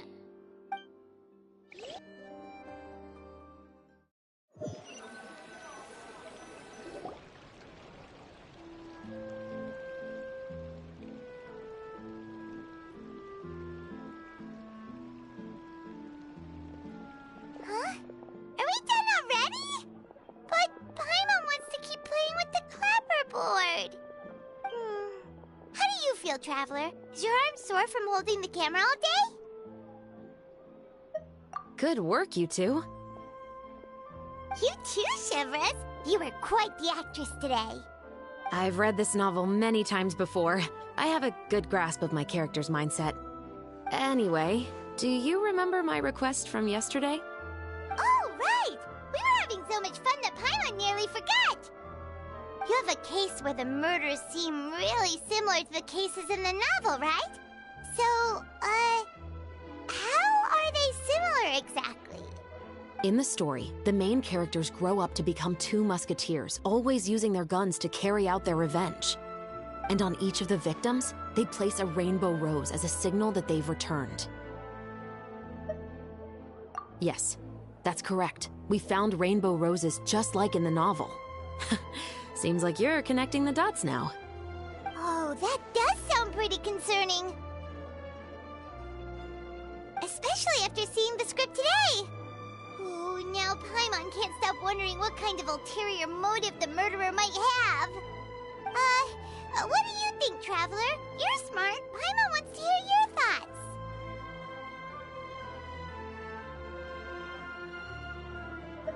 Good. On behalf of Fontaine's Special Security and Surveillance Patrol, thank you for your dedication to justice. There's no time to lose. We should start investigating right away. Follow me. Huh? Right now? Well, we just got done filming all day. Paimon's so tired. The most valuable intel always comes after nightfall. They are like small, remote islands in the middle of the sea. If you don't stay vigilant, you will pass right by them in the fog. That's how one of my favorite books always puts it, at least. So, where are we going right now? Let's start by checking out some workshops that sell mechanical components. If the culprit is making their own weapons, it's very likely that they'll visit those sort of places.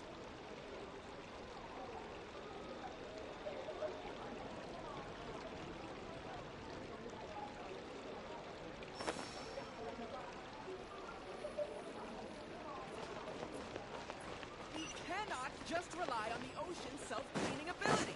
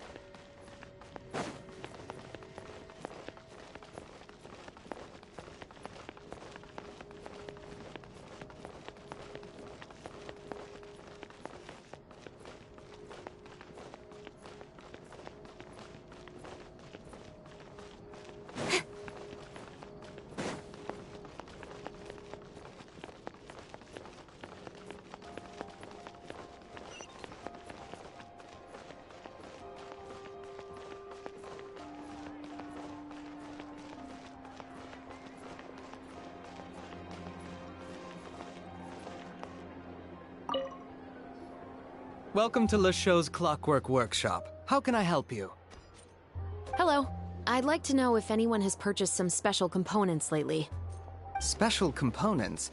Sorry, could you be more specific? I mean the kind of components that aren't typically used for clockwork toys, but for firearms. Huh? For firearms? No, we don't sell those sort of things here. Don't misunderstand. I'm not here to cause any trouble. We are merely investigating a case, and we're hoping that you could cooperate. Well, to be completely honest, I'm not even sure what kind of components that would entail. Has anyone ever purchased components here as an individual rather than on behalf of an organization? We have a lot of customers who buy toys, but those who buy components are all regular customers who buy in bulk on behalf of their organization. Is that so? I understand. Thank you for your cooperation. You're welcome. It's the least I can do.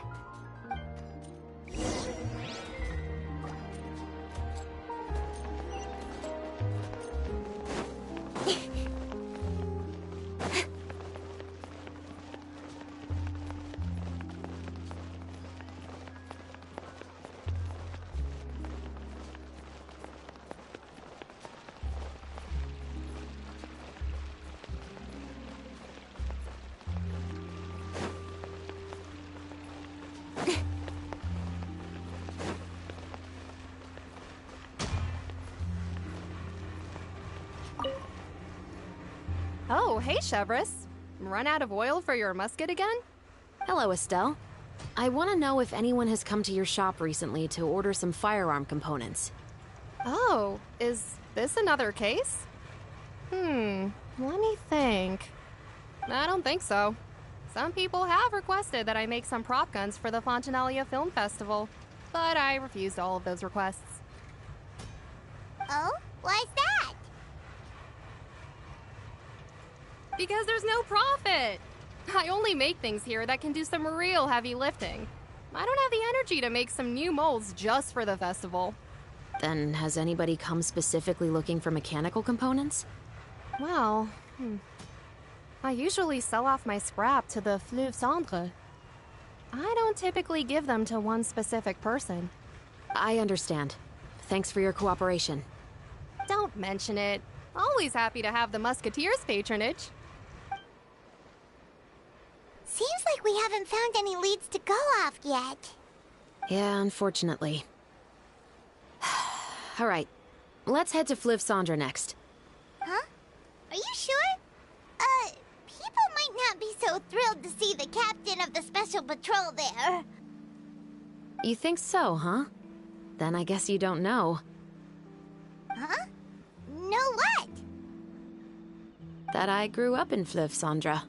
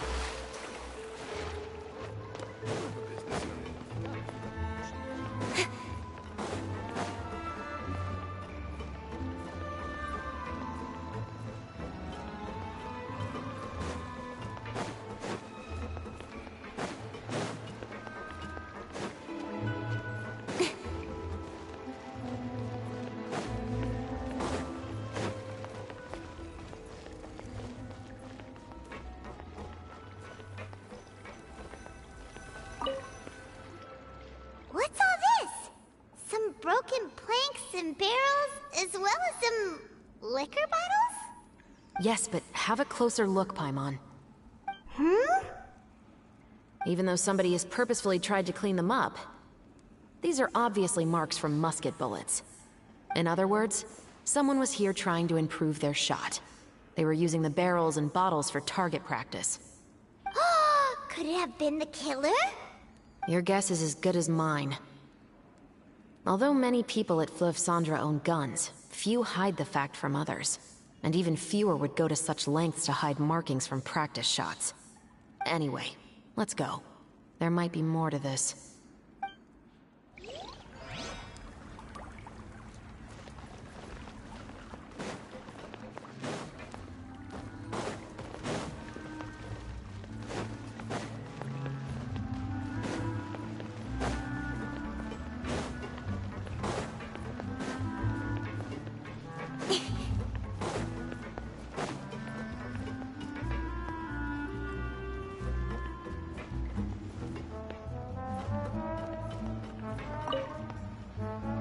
Hello, I'd like to ask some questions. I don't know anything. Don't worry, I'm not here to arrest anybody. You say that now. It's the truth. Here, take this as my guarantee. Wait, did Paimon just see what she thinks she saw? Is the captain of the Special Patrol bribing a citizen? Seems you're different from the other guards. What do you want to know? Have you heard anything related to muskets in Fleuve Cendres lately? Anything at all? Muskets, huh? All I know is that about 2 weeks ago, we started hearing some loud noises at night. So loud that it's been waking me up. Were they gunshots? Possibly. It's hard to tell around here. Someone's house collapsing, a pipe exploding somewhere, it's all the same. But the noises I'm talking about definitely happened after I fell asleep. Do you know where the noises were coming from? I don't remember clearly. Is it that you don't remember, or that you need to think about it some more? You tell me. Then please, think about it some more. She's giving her even more Mora! The noises came from the end of the Southern Waterway. I came out and had a look for myself when I wasn't sleeping well, but I didn't dare get too close. That's all I know. All right, I'll take your word for it. Thanks for the pâte de fruits.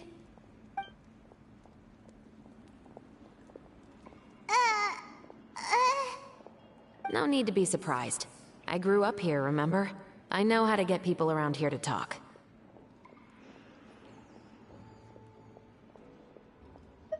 My apologies, I'm all out of sweets. Though I do have some other tempting snacks in my custody. Fries, fried chicken, and even onion rings. But taking care of junk food is my responsibility. You're better off sticking to your normal, nutritious diet. Now then, let's keep going.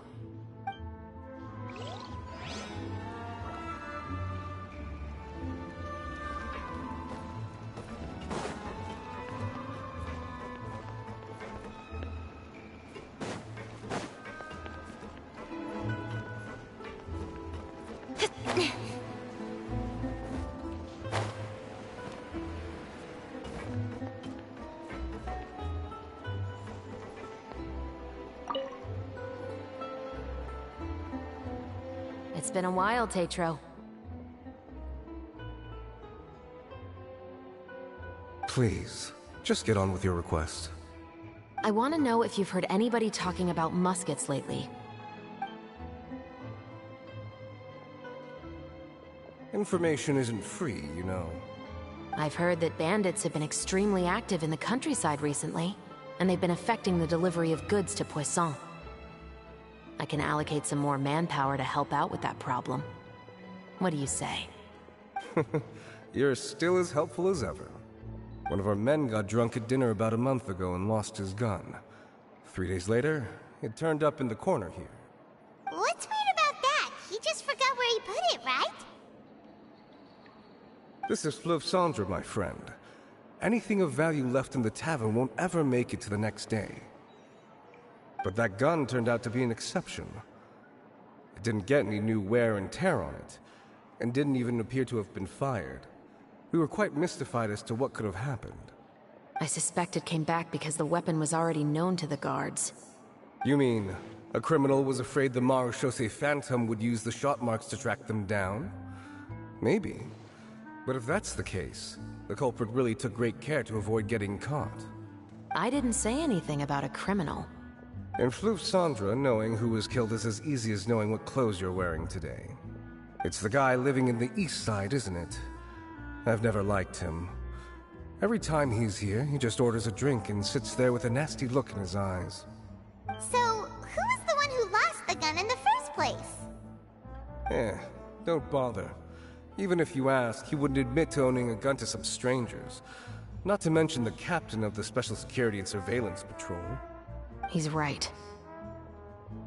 I know you grew up here, Chevres. Even though you're on good terms with the Spina, you've still been gone too long. Not many people know you here now, and a lot of people don't like the Special Patrol. I know. So take my advice and don't show your face too much around here. It's for your own safety. I'll come and go as I please, and I'm afraid I'll be appearing more often due to my work. All right. Don't say I didn't warn you. Seems like that's all we'll be able to uncover for today. Paimon feels like we managed to learn a lot more here than up on the surface. Yes. Assuming that everything we found is indeed connected to our suspect, then their timeline was probably something like this. A month ago, our suspect found a gun and took it home to disassemble it. Once he'd figured out its mechanics, he brought it back. In the following weeks, he used some parts to create his own makeshift musket, and took it to the Fleuve Cendre for target practice. Then, a few days ago, he found his target and carried out the murder. Once the deed was done, he left a rainbow rose on the body, just like the scene in the novel. That all makes sense to Paimon, but we're still no closer to figuring out the killer's identity! The deceased was a resident of Fleuve Cendre. It's said that he was a poor, solitary man. Yeah, that's also something I'm trying to figure out. If we are indeed following the novel, and there's a story behind the murder, then this murder should be an act of vengeance. But according to our investigation, the deceased didn't have any enemies. He was no saint, but no one's heard of a rival who hated him enough to shoot him dead. Much less care to leave a rose on his body. What message is the killer trying to convey, and to whom exactly? We've thoroughly investigated that possibility. He claims to have spent the whole day at the Opera House on the day of the murder, and the staff there have confirmed his account. Okay, so he has an alibi. Not only that, he lacks a credible motive as well.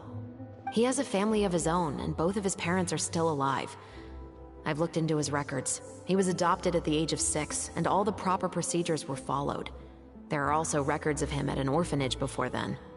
In the story, the mother of the 2 musketeers was murdered after the children turned 10. Of course, he could have changed the children's ages, but I don't want to assume anything without evidence. More importantly, I've also had a chat with him in person. He didn't seem like the kind of person who would pull the trigger to kill a man. Then, what should we do now? We have all this new information, but it doesn't help us move forward. Investigations take time. I didn't expect us to catch the culprit in just a single day. How about this? Let's spend the next few days filming with the crew. We can continue the investigation once we're done with the film. I'm sure that given time, new leads will present themselves.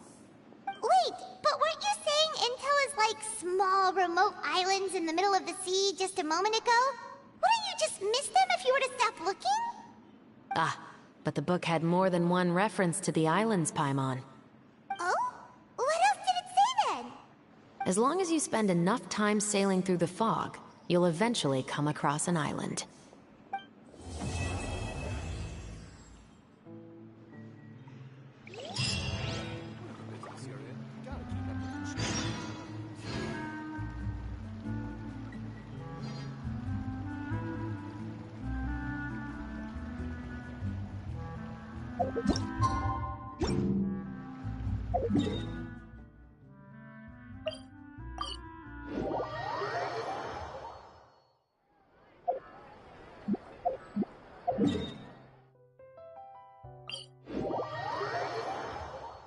Come on, enough procrastinating. Let's go.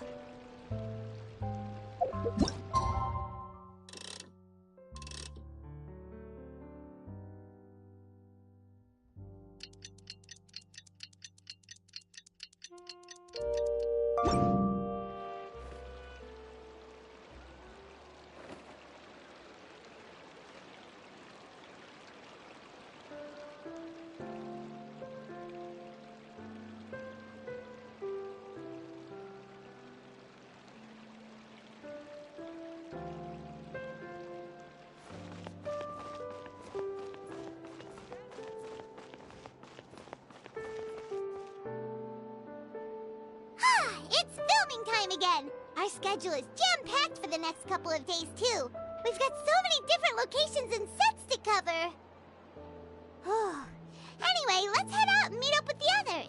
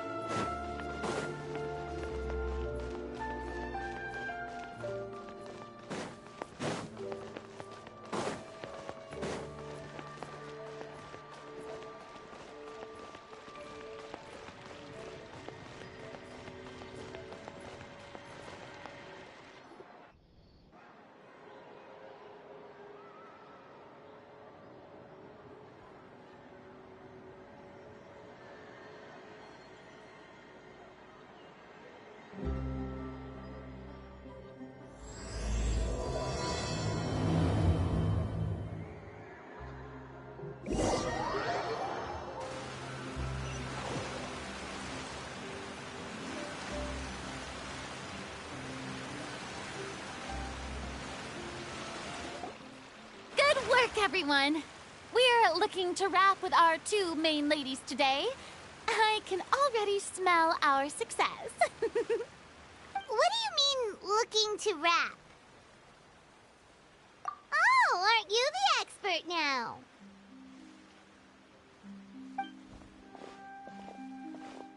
This upcoming scene is the two Musketeers' final confrontation with the Baron. There will be quite a bit of action, but no choreography beyond what we've already rehearsed. Anyway, get ready. Lights, camera, action! The view is beautiful tonight. It reminds me of that fateful night 10 years ago. And now that I've said it, I can even make out the faint fragrance of herbal tea in the air. Enough, villain! It's time that you pay for the death of our mother! My dear Iris, have you forgotten your manners? How can you speak like this to your own father? I'd sooner swallow all of my teeth than call you father. What did I expect? Seems the daughters have turned out to be just as obstinate as their foolish mother. In this world, mora and status is everything. She thought she could blackmail me using her children and force me to grant her recognition and concessions? Ah, how naive can a woman be? Mother never asked a single thing of you. All she wished was for us to live a peaceful life, just like the others. It was you who personally brewed the poison of prejudice and sent Mother to her death. Compared to that deadly poison, the 2 bullets that will soon pierce through your heart will be like sweet mercy. And that's exactly why I said you're just as naive as her. Did you really think 2 muskets would be enough to defeat me? So let's see. What is stronger? Mora and power, or the 2 muskets in your hands? Get them! Tulip! There are too many of them! It'll be okay. We'll cover each other, Iris. And Mother will be watching over us, too.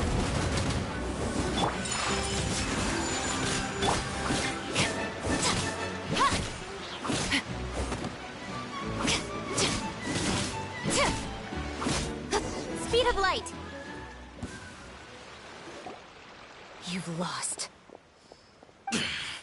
To think I'd lose to my own 2 kids. We are no children of yours, and we'll never call that place our home. Then tell me, what did you do all this for? You lost your mother, and will soon kill your father as well.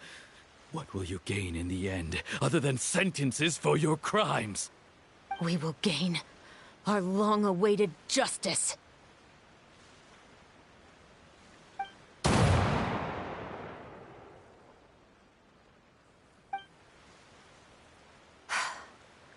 It's over. Finally, it's over.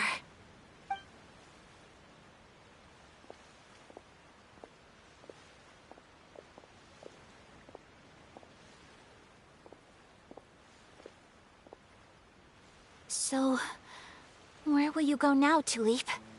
I'm not too sure, Iris. Maybe somewhere with lots of flowers? After all, Mother always did love going where the blossoms were. What about you? I want to go visit Mother's grave.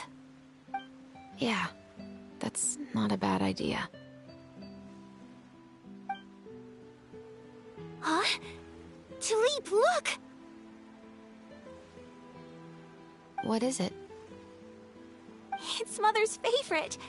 The rainbow rose. Look, it's blooming again.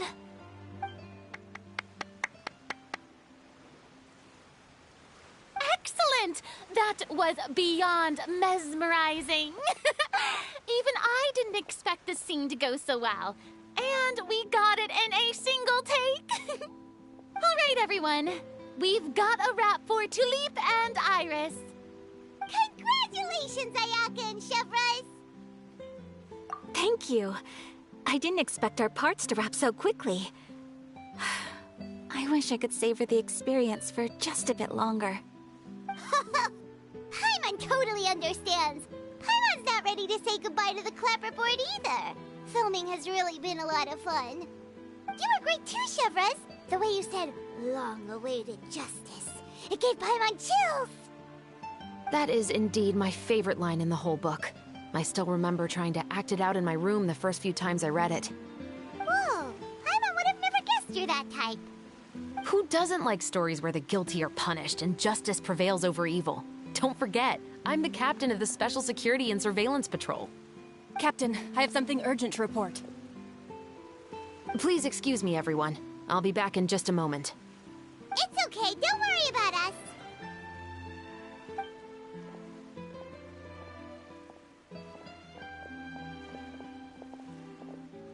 Oh? Was she whisked away by work already? I was just about to tell her how great she did. It seemed like some urgent official business. Then perhaps we should thank the stars that we were able to wrap both of your parts so quickly today. Switching around the filming schedule would have been a real pain. Anyway, I actually came over to let everyone know that we're all done for today. You can go home and get some rest. And one last thing, Miss Ayaka. Your acting skills today were immaculate as always. Are you sure you won't consider taking up full-time acting?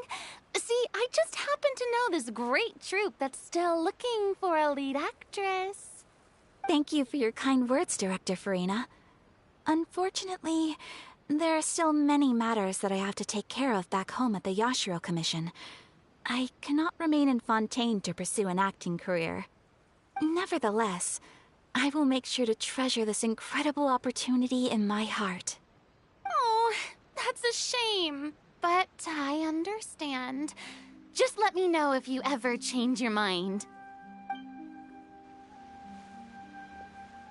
I believe it's also about time for me to take my leave.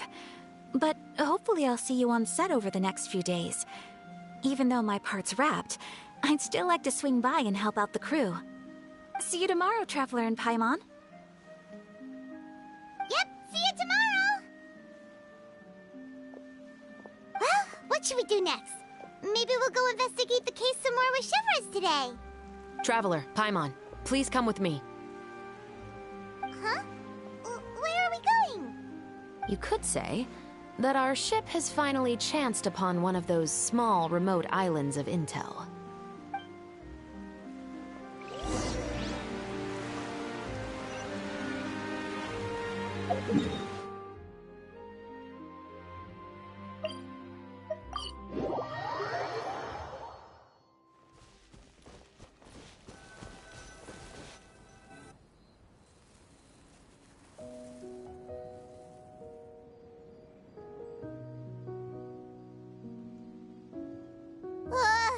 Paimon's exhausted. Paimon definitely didn't expect having to float this far after a full day of filming. So, Chevres, why did you take us here? Affirmative. It wasn't anything conclusive, but it should show us a clear way forward. Have you ever heard of someone by the name of Emily? Oh, you mean that famous perfumer? She's a good friend of mine. She's lent me her aid several times in the past to resolve some difficult cases. After I discovered the rainbow rose at the scene of the murder, I sent it to her. After all, she's probably the foremost expert on flowers and scents in all of Fontaine. And then? There was nothing remarkable about the flower or the trace amounts of soil left on it. But according to Emily, the rainbow rose left by the killer was derived from a very rare cultivar. Huh. Paimon didn't know that there were different varieties of rainbow rose. Paimon just thought they grew everywhere in the wild. Flowers that are deliberately cultivated will always show some different features from those that bloom in the wild. We already knew that the rose left at the scene belonged to a special cultivar, but with Emily's expertise, we were able to pinpoint the place where it was first picked from. Oh, Paimon gets it now. So whoever first planted that rainbow rose was probably the killer. Precisely. And after we checked what we learned against some sales records from the past, we discovered that there's only one person in all of Fontaine who could grow and sell this specific cultivar. Really? And who is it? It's the novelist. But didn't you say he had an alibi? To be clear, I haven't changed my mind about him. I still don't think he was the one who pulled the trigger. However, that doesn't mean the true culprit never visited him at his home or never purchased a rainbow rose from his garden. Whatever the case, we will have to confirm a number of things with him. So you mean the next place we need to go is... Yes, we're going to pay him a visit at his home.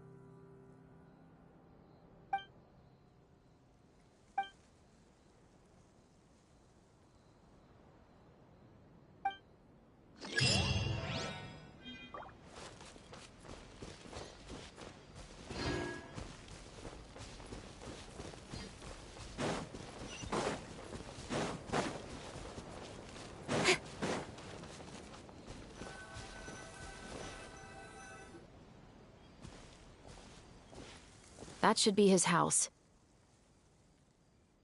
There are so many Gardamex stationed around the place. That's pretty unusual, right? According to what he told me last time we spoke, he hired them so he won't be harassed or disturbed. Huh. So there are a lot of flowers in his garden, but Paimon doesn't think we'll be able to pick one without alerting the Gardamex. Right.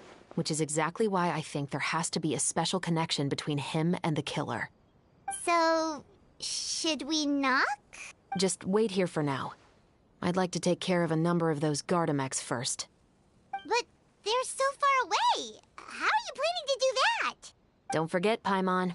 I'm actually the real-life captain of the Musketeers.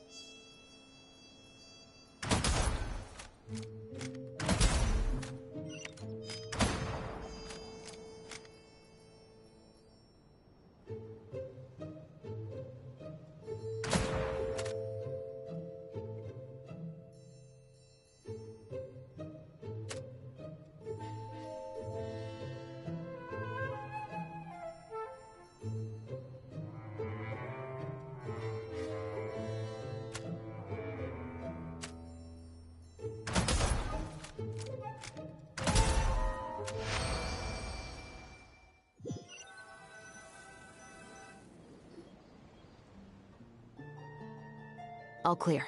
Let's go. Wait! Paimon's a little nervous now that we know he could be the killer. Can we go over our plan of action again?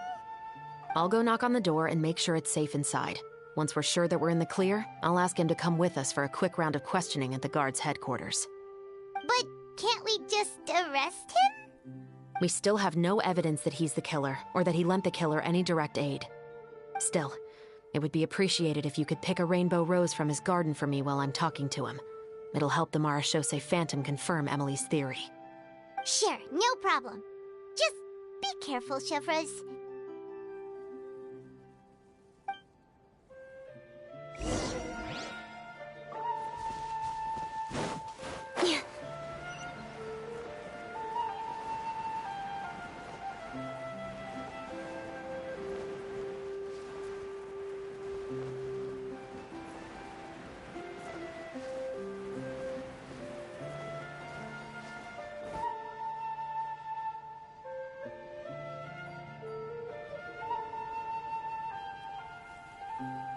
Excuse me, Mr. Baptiste, are you home?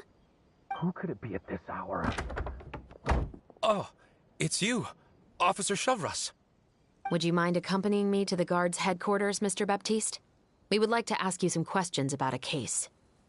Oh, is it still regarding the murder case from before? I cannot confirm or deny that at this time. So it is then. Listen, I need you to come with me, Mr. Baptiste. Miss Chevros, I'll save you the trouble. Oh, and you two over there? There's no need for you to pick my flowers either. It's not time for them to bloom yet. Oh! Okay.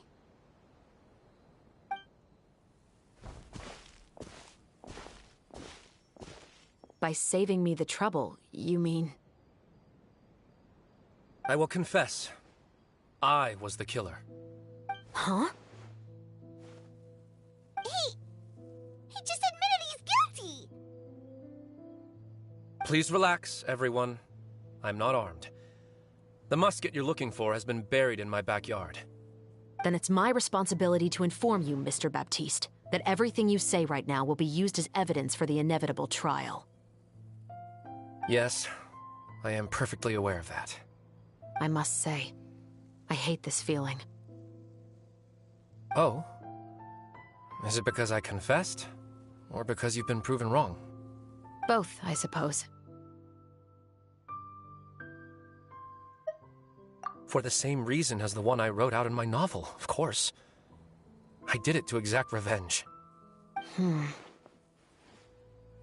I know you haven't figured out the link between the two of us. Had you done so, I'd have been taken away to the headquarters a long time ago. But that won't stop me from always remembering his grotesque face. After all, he was the one who killed my mother. Your mother is still healthy and well. You know, I was adopted as a child. I was referring to my birth mother. That was never recorded in the orphanage's records. Please forgive a 6-year-old child for concocting some lies to protect himself after watching his mother die right in front of him. So, your novel, it was like a record of your life? No, of course not. It was a work of fiction with many embellished parts. But I am indeed the illegitimate son of a wealthy and influential man who abused his power to murder my mother. That part was 100% real. But the man you killed didn't have a Mora to his name. He was a hired assassin. An irredeemable beast who sank his fangs into a defenseless woman just for a few bags of Mora. But if that's really the truth, you wouldn't be telling us any of this now. You still haven't managed to take revenge against your father, the true mastermind behind it all. I never thought I'd hear that kind of thing from the captain of the Special Security and Surveillance Patrol. I'm simply skeptical about your motives. It's simple, really. I've grown tired of everything and don't want to shoulder this burden anymore. You may have considered me too soft to pull the trigger. Well, as it turns out, you are exactly right. I've become overwhelmed by the aftermath of the murder. So you're going to call a stop to your revenge, just like that? The true mastermind is too rich and too powerful for me. I've accepted that I will never be able to avenge my mother alone. And so what? The characters in your book never gave up? Now, Officer Shavras, I'm the one who has killed a man, aren't I? Are you trying to convince me to commit another crime? What's your father's name? How do you plan to prove the veracity of all of your claims? Well, I'd like to speak with you privately. Sure. Why don't we speak privately at the guard's headquarters? No, it has to be here. I must ensure that we won't be overheard. Fine. Let's talk here. When I said won't be overheard, I meant by anyone. I would like to speak with you and you alone.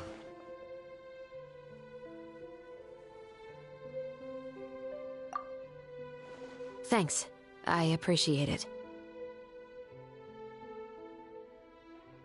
Please stay safe, Shavras.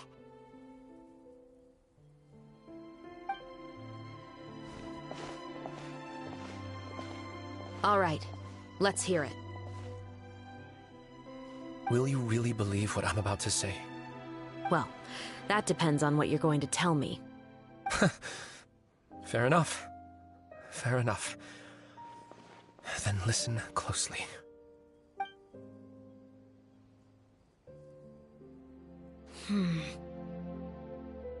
So that's how it's all connected. So, it seems you believe me after all. Do you want me to go public with this? No, of course not. At least, not right now. Then why did you bother telling me? You've read my work. What do you think? Even if you were to go public with all of this right now, he'd simply deny everything. It's been too long. Almost 20 years. Anything that could be used as evidence has long faded away. Even if there might have been a solitary island of truth once upon a time, it has long sunk beneath the waves by now. Justice will never find him. Not if you don't try. I know that as the captain of the Special Security and Surveillance Patrol, you will always stand on the side of justice. But do you really think a cushy life in prison really constitutes justice for him? I bet he could lead an extremely comfortable life in the fortress of Meripede. What are you trying to say? I've been observing you from a distance. Your portrayal of the Musketeer was exquisite. Pull the trigger of justice against him. Let the villain get what he deserves. You want me to let you go so you may complete your revenge? No, Officer Chavras. I know that would be impossible. No. What I'd like is for you to perform the deed on my behalf. Oh, Shiva sure is taking her time. What could they be talking about anyway? Oh, Paimon's worried. What if he decided to attack her?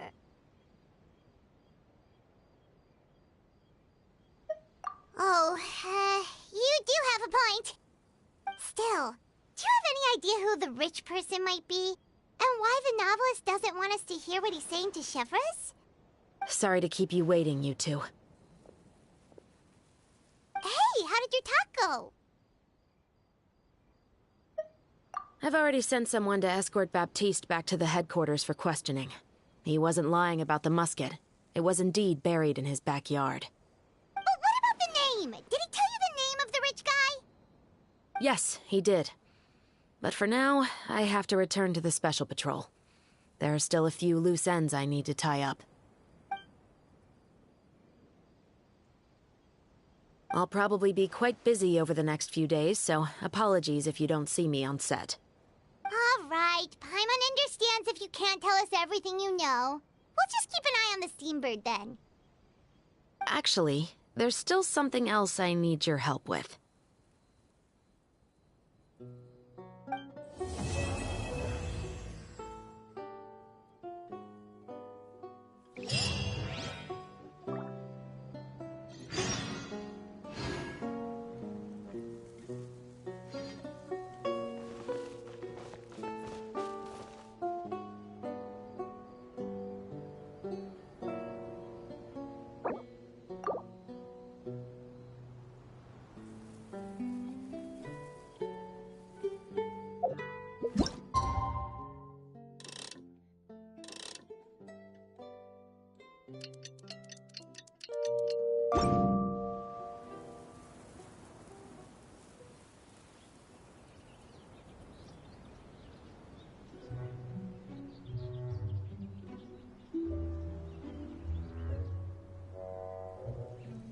I'm all for work-life balance, but I think this is pushing it.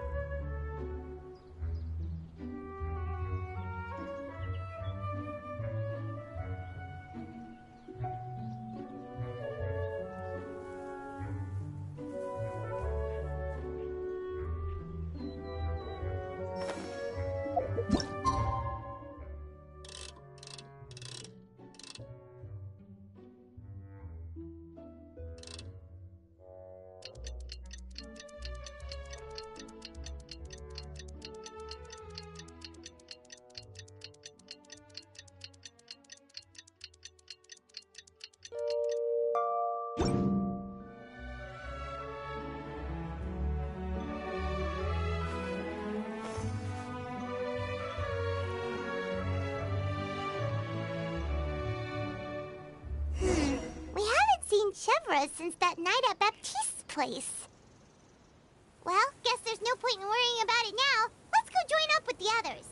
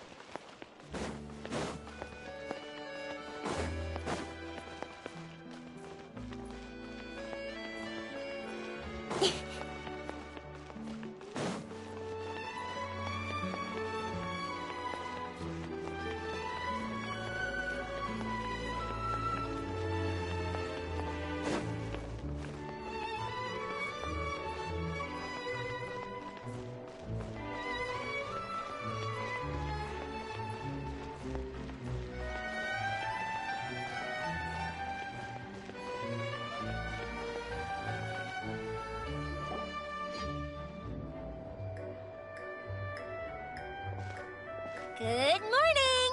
Hayaka and I were just talking about you. Is Chevres still not joining us today? Probably not. We haven't seen her either. Huh? That's such a pity. Director Farina said that we've only got a few small scenes left before wrapping up the entire thing. She even said that she'll get me into a couple scenes, so everyone will have a chance to shine in front of the camera. We were also planning on having a victory feast once we're all finished filming. You can join us, right? If only Chevros was here. I still haven't taken a photo with her. I'm afraid that can't be helped. Those special patrol folks are like phantoms when they've got a case on their hands. But to be honest, I'm even more concerned by what I read in the Steambird earlier this morning. It said that the killer in the murder case was none other than the author of the 2 Musketeers. Oh yeah, I heard about that too. He came forward and confessed his crimes, but gave no explanation as to why he pulled the trigger. We didn't know about this case at all when we joined the film. Is it going to affect the reception of our work? From a pure publicity standpoint, this will draw a lot more attention to our film. I have to say, though, that no director can be perfectly comfortable with garnering attention through means other than artistic skill. To be fair, I feel like that ship sailed the moment you allowed yourself to be named as the director on our posters. It's not my fault that I'm super popular.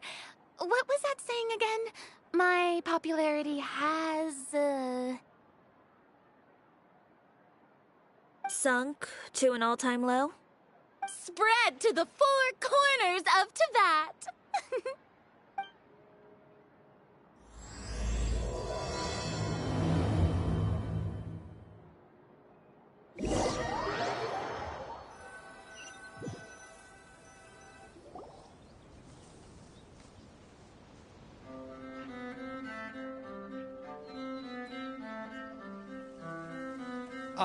Excuse me, everyone. Xavier! Feels like it's been ages since we last saw you. I've been talking non-stop with the Film Association, and I'm absolutely swamped trying to coordinate the film's marketing.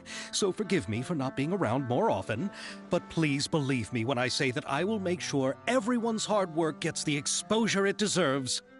Oh, seems like you've been fighting your own battles. Yes, that's one way to put it. Oh, and before we begin the final round of filming, please allow me to finally introduce you to the original investor of our film, Mr. Morris. A pleasure to meet you all. Yes, glad to make your acquaintance, Mr. Morris. We've heard about the issues you've encountered with your financial situation, and genuinely hope that things have taken a turn for the better. Oh, well, the situation has, indeed improved somewhat. Don't worry, Mr. Morris. Accidents and last-minute challenges happen all the time. There's no need to blame yourself over it. The good news is that we're almost done filming now, and I would even say that this is the best story I've ever seen. Is that so? I see, that's great news. All right, now that we've gotten all the pleasantries out of the way, let's get this show on the road. We'll mostly be filming typical people and scenery from the streets today to improve the sense of environmental ambiance in some parts of the film. Oh, and there'll be a cameo for Mr. Kamisato and Miss Yoimiya as well. They'll be used to show outsider perspectives on the fates of the 2 Musketeers. That's right. Ayato should be here any minute. Excellent! Then let's start with the scenery shots. Camera and clapper loader, you're up. Yep, we'll be ready. Remember, all we need are some wide zoom shots of the streets. If you happen to find some particularly lovely patches of flowers and grass, feel free to grab some close-ups of those as well. Ready? Lights! Camera! Action! Okay, now move the camera slowly. Try to focus on that flower. What's wrong? Just adjust the focal length a bit. something the matter? Huh? But wasn't it working fine for all the days before? Veronique, can we try a different camera? No problem. How about this one? All right, let's give it another try. Lights, camera, action!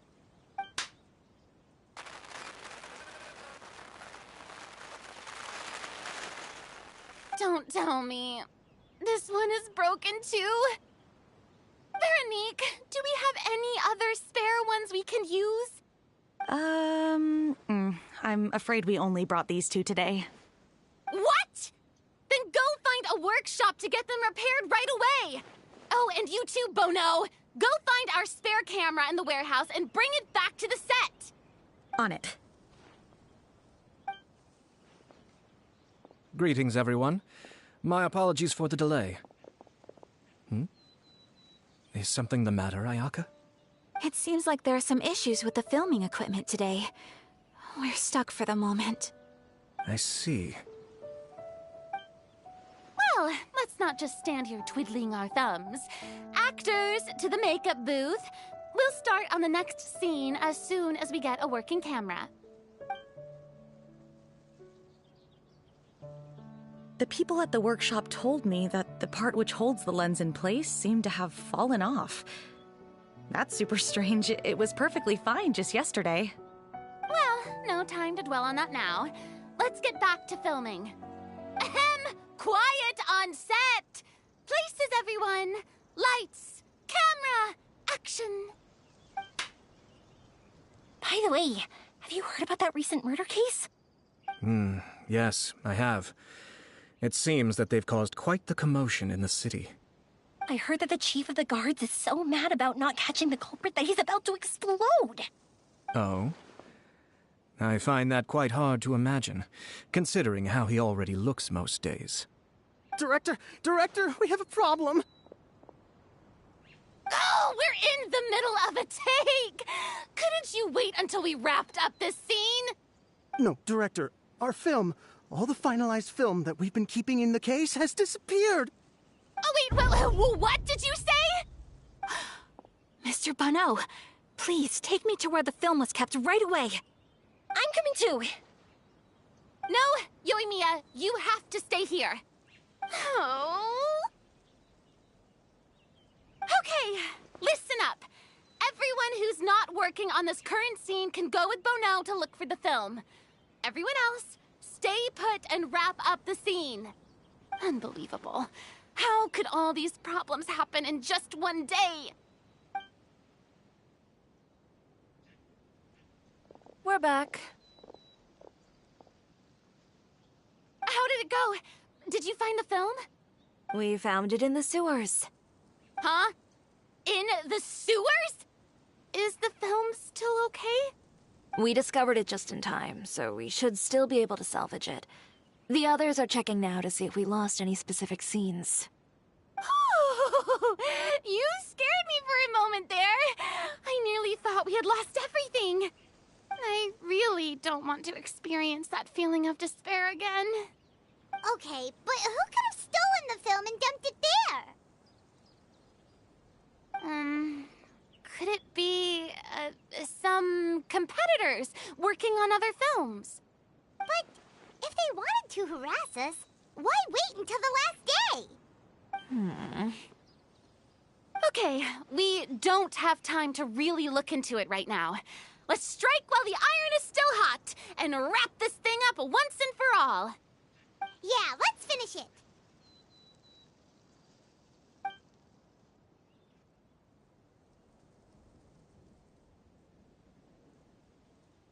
I would like to officially announce that our entry to the festival, The Two Musketeers, has now concluded filming! Paimon is spent. It's so late already. Even though the filming process proved to be extremely challenging, everyone provided valuable and unique contributions to the final product. Thank you all for your dedication and support. And just like Director Farina, I would also like to extend my most heartfelt thanks to all of you. Really, you've all helped me so much. All right, let's save the awards speech for later, and hopefully also get some rehearsals in before the real thing. Anyway, now it's time to party! Let's all make our way to the beach and have a celebration feast so loud and fun that even the blubber beast will want in. Party, party! Paimon wants to party!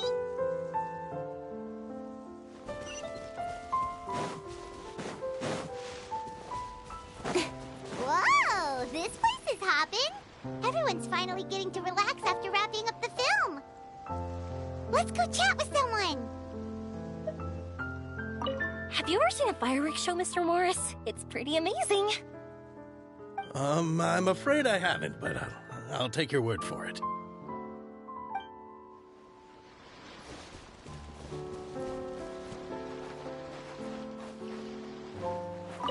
I was thinking, if this film turns out to be a success, could I ask the two of you to stay and be a part of my crew? Of course, I'll definitely increase the pay for next time. I'd be more than happy to, Mr. Xavier. Thank you for the offer, Mr. Xavier. But I've made some plans to go on a journey to the other nations once the festival is over. Is that so? Well, then in that case, bon voyage, Miss Veronique. Please feel free to get in touch once you've returned to Fontaine.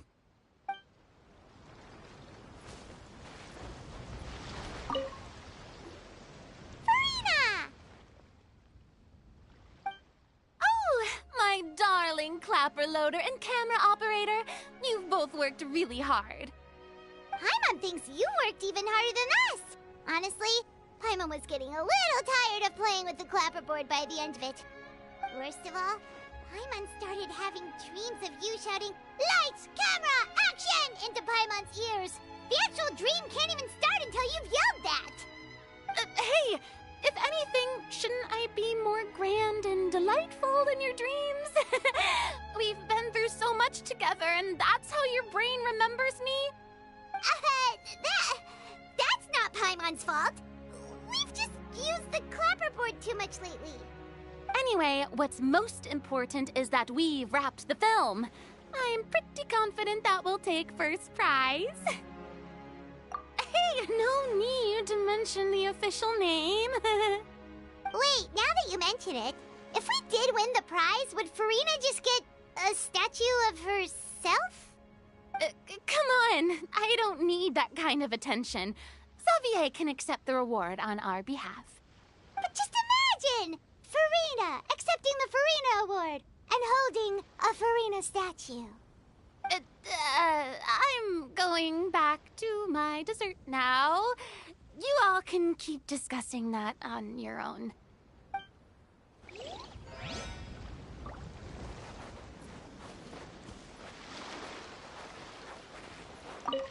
Oh, this is turning out to be quite the party. Hey, Ayato! How's your work been going? Everything went rather smoothly. Thank you for your concern. Ayato told me that we've already confirmed the dates for some Inazuma Fontaine cultural exchange events.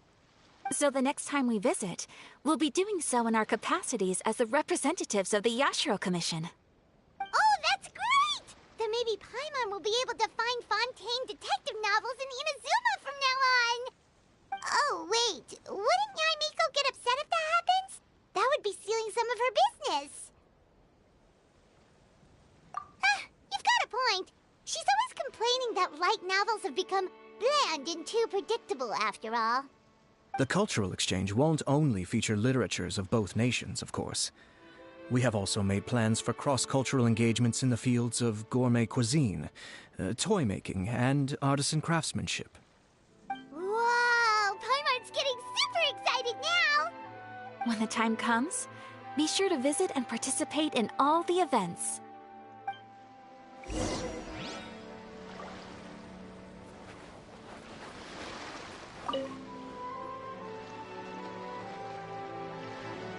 Chiori! Hey, Hey, you two. Are you not really into these kinds of big social occasions? Not particularly. But this is still better than Fontaine Fashion Week. But if this film becomes a big hit, people will definitely come flocking to your shop.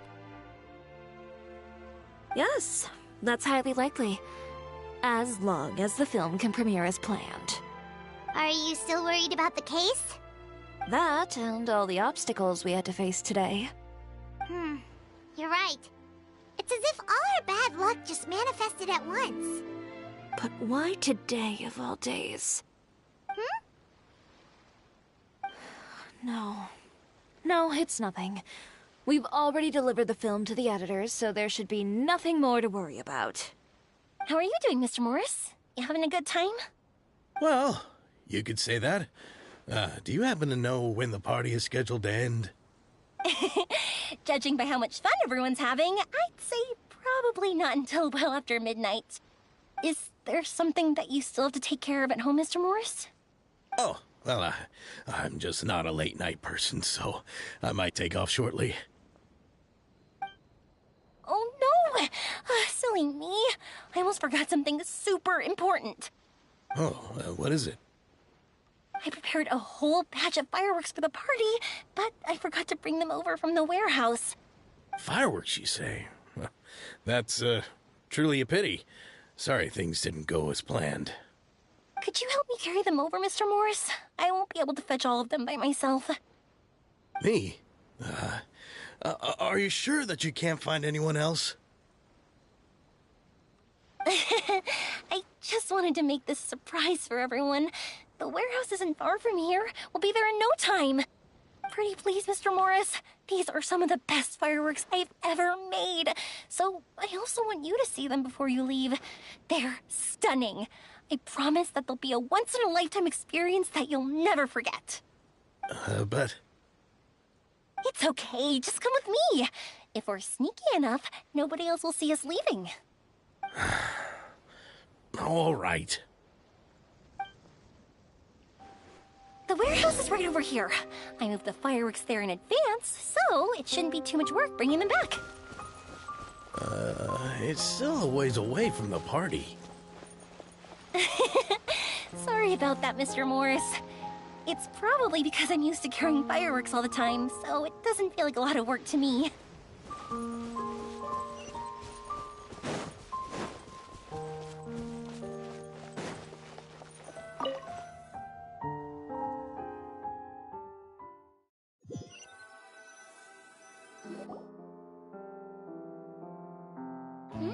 It's dark in here.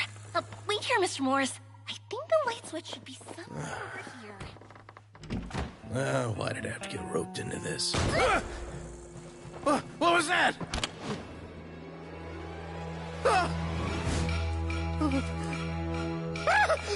Who's there? Get me out! Get me out of here! Did you really think you'd get away, Morris?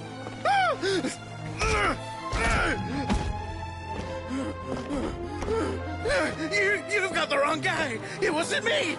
I'm not the killer. You know, Eliza died a far more heroic death than this.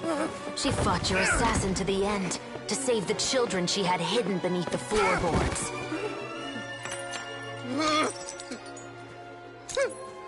That is Eliza's pendant.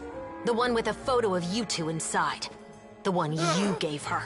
Ring any bells? It's a fake! It has to be! There's no way! No way your assassin didn't destroy it, you mean?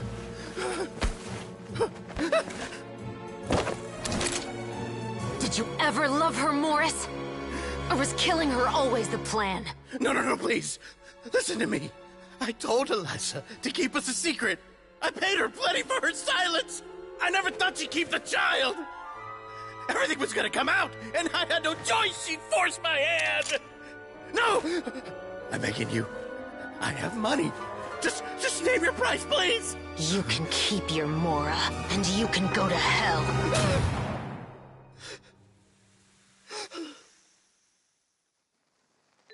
I'm Captain Shovraz of the Special Patrol.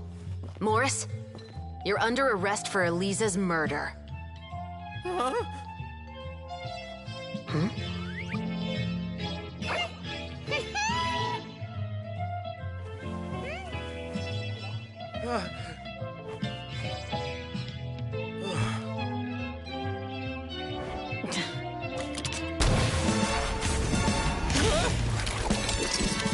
under arrest too, prop manager Veronique. Or perhaps I should call you the Second Musketeer.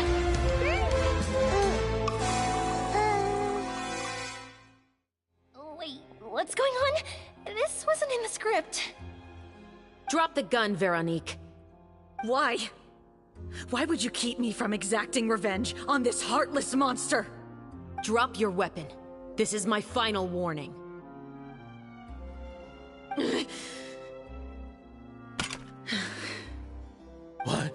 What is going on?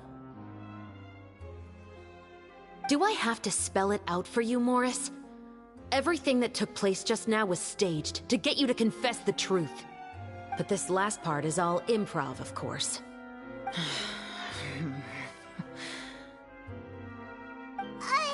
Shivers, you told us you wanted us to help you stage a play. You never said anything about the Second Musketeer. It's because even I had no way to confirm my theory until now. Thank you for your performance, Yoimiya.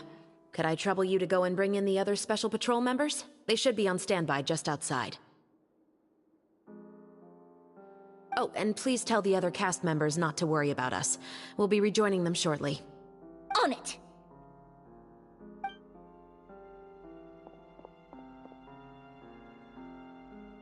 So what do you think, Morris? Care to talk about what happened 20 years ago? My patience is limited, you know. Don't force me to take you back to the interrogation room. I'd wager that you wouldn't last for more than a minute in there. With the recording we made, you have no chance of winning in court. Cooperating with us now is the most practical move. All right. I'll talk. I hired an assassin to murder Elisa. She once worked as a maid on my family's estate. She was very beautiful, and after some time I fell for her. We kept our relationship a secret and carried out an affair for some time, but it wasn't long before she became pregnant. And if my parents ever found out, they would have stripped me of my inheritance and status, driven me out of my home. I also didn't expect Elisa to insist on bringing the pregnancy to term. She even asked me to leave my family and travel far, far away with her. She believed that you were truly in love with her. I didn't have a choice. I gave her a large sum of mora, told her to leave the family and to get rid of the baby. But then years later, she sent me a letter. There were photos of 2 children, and she even asked if I could find some time to visit them. Huh? 2 children? Paimon thought Baptiste was the only... you mean... Even if she had the children against your will, you could have just ignored the letter entirely. Why kill her? I had just gotten engaged to be married to an heiress from another wealthy family. So if anyone were to find out about Elisa, my life would be completely ruined. I didn't have a choice. No. You always had a choice. You just made the wrong choice. Again.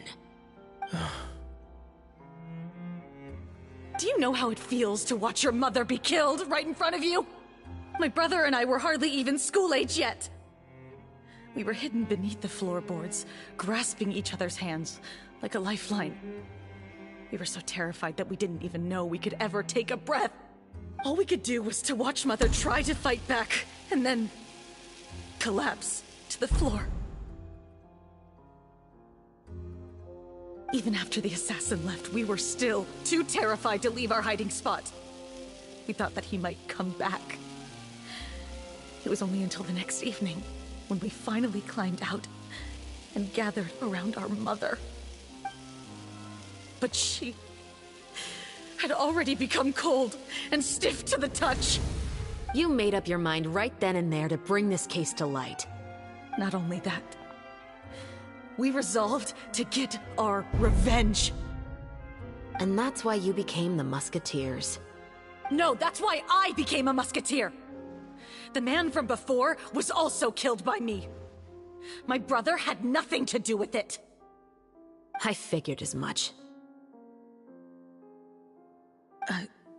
You did? I once told these two that he didn't look like a killer to me. His confession from that night also rubbed me the wrong way.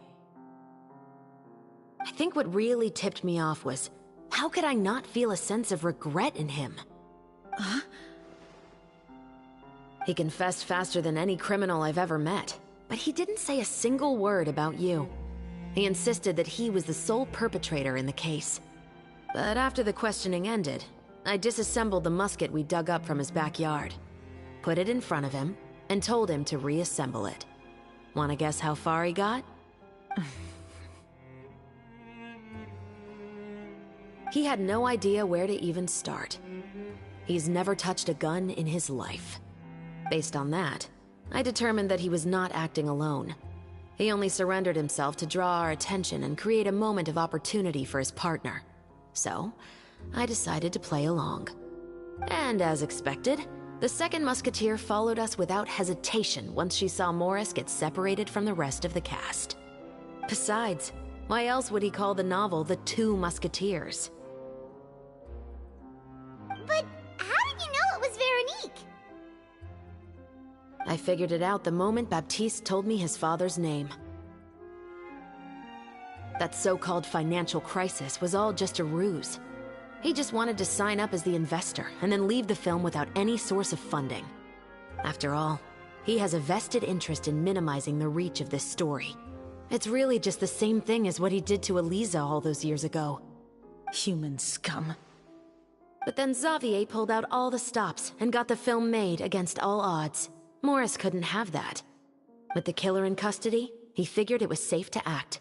And so he came to visit the set today, just as I expected. Wait, so you were behind all those mishaps today?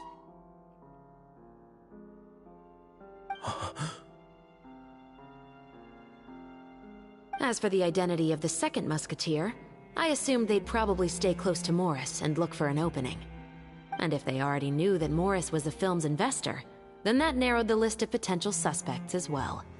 Furthermore, being the props manager would allow the culprit to avoid scrutiny by purchasing mechanical parts in the name of the crew. With that hypothesis in mind, I went back to check Baptiste's orphanage adoption records. Guess whose name I saw on the same page, just a few lines from his. My brother. He trusted you. As in, he trusted me to perform the deed on his behalf? He trusted you to stand on the side of justice. I am. I thought you could do it as well. Oh, the look on your face when you told him to go to hell.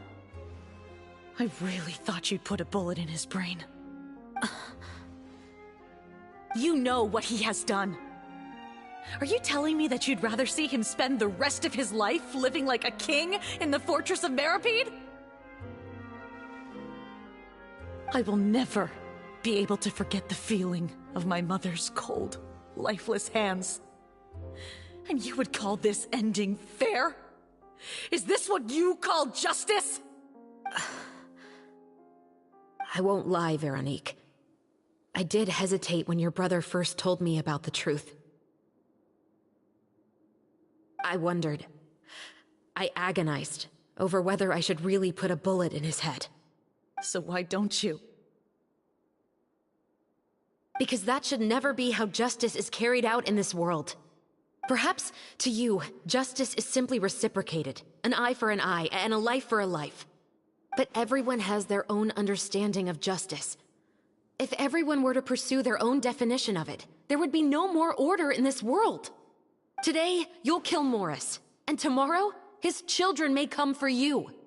The world cannot render judgments based on a desire for revenge. That will only lead to a cycle of revenge, as well as the destruction of order and civilized society. Fontaine is founded on a set of laws and a standardized code of justice. That is why we are the nation of justice. But with all that said, I will promise you this. Morris will not lead a cushy life in the fortress of Meripede. Chevrus? The rest of the Special Patrol is here. Thank you so much, Yoimiya. Letelier, Terena, please take them away.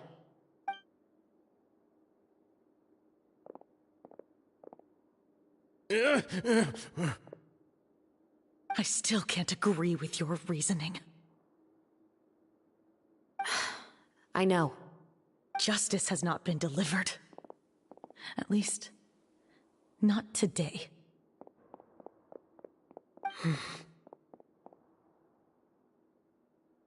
Chevres. Let's go. We should give an explanation to the crew. Thank you for your concern. I'm fine. I'm just thinking about the things in life that have driven people to take justice into their own hands.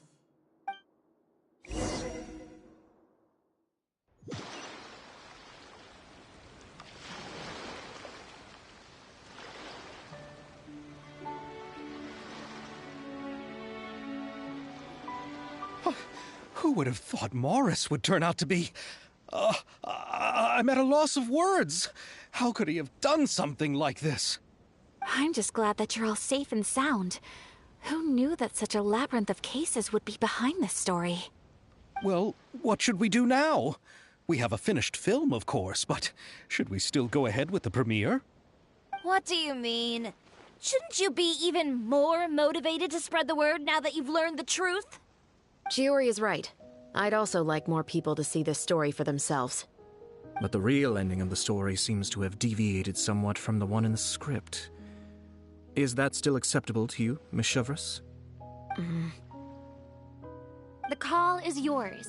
We still have time to reshoot an ending if that's what you'd like. No, it's fine as is. I like what we have for the catharsis. Romanticism is what gives works of art their appeal. Fiction is able to explore means of restitution that could never work in real life. Just like the real world, the world of stories also has its own set of rules and justice. These different possibilities are what initially drew me to reading in the first place. Sounds good to me. I support your decision. What about Veronique? Will she be okay? She will soon face her judgment alongside her brother and Morris.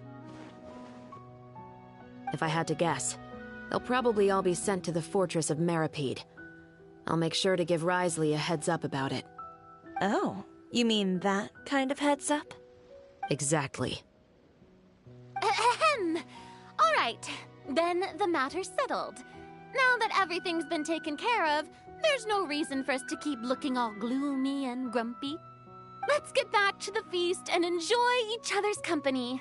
We'll be starting the post-production process tomorrow. You should join us, Chevres. You missed the first few hours of the party, didn't you? All right. Count me in. Then I'll wait for you over there. There's still some good news that I'd like to share with Chevres. Traveler, Paimon, could you wait for me by the sea after the party ends? I'd like to go on a brief walk with the two of you. Thank you very much.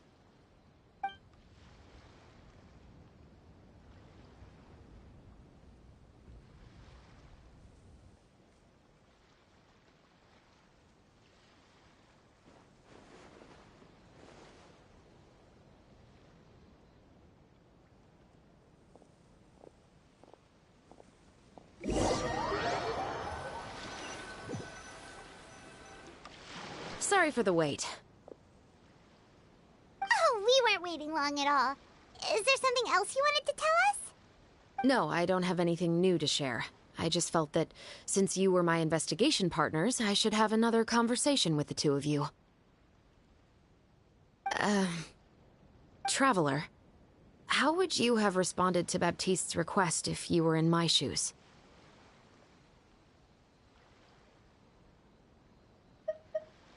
When I was young, my father often took me here to swim. We'd come rain or shine, even when it was freezing cold. He told me that swimming was the best activity to train one's strength of will. You could never give up before reaching the shore, especially when the water was cold. Oh? Why's that? Because the moment you give up would be the moment you die. At that point, I still hadn't received my vision. One winter, the chilly wind felt almost like knives on my skin, and the seawater was so frigid that it numbed my toes the moment I stepped in. I cried and begged my father to spare me from having to swim across, but he wouldn't listen.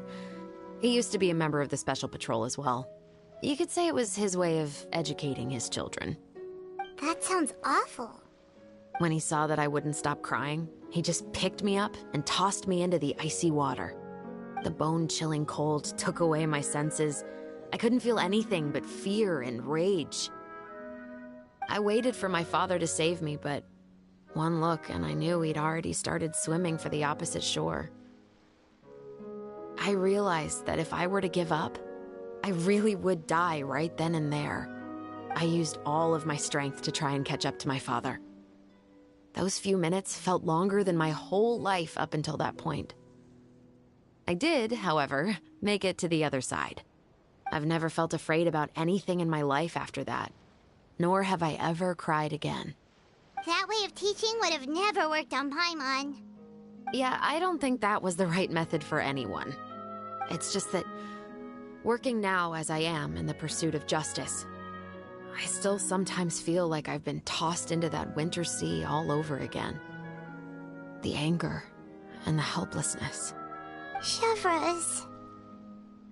But the worse I feel, the more I know to never give up. The alternative would be to forever lose myself among the waves. Anyway, how about a race?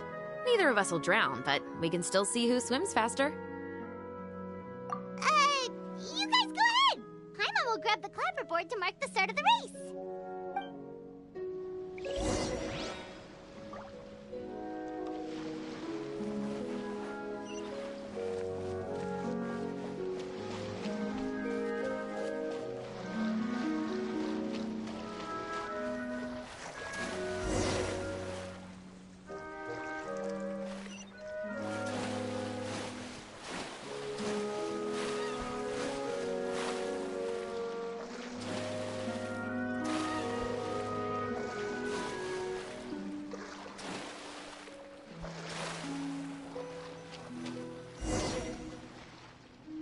Oh, that felt good. You were so fast in the water, Chevreuse. You were swimming even faster than Paimon can fly. So, about the Special Patrol, did you join because of your dad? Partly, but I'd say I was more inspired by the heroes I read about in stories growing up. Oh, so it's due to your love of stories. Of course, it was only after I joined the Special Patrol that I learned that truth is often stranger than fiction. Come on, let's walk a bit more.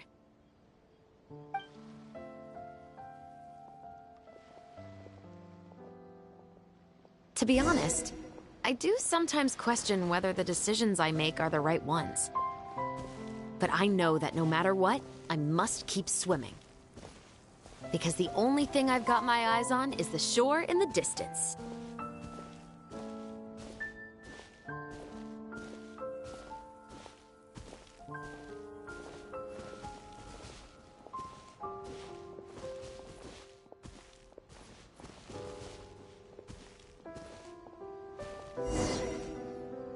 Thank you for coming on this walk with me. I feel a lot better after getting all that off my chest. Huh. We're nearly back at Baptiste's house. Huh. You're right. I didn't realize we were so close. He really did plant a lot of flowers. It's just like how he described it in the story. Huh? Wait. Paimon, Traveler, look! The rainbow roses in the garden. They're in full bloom now.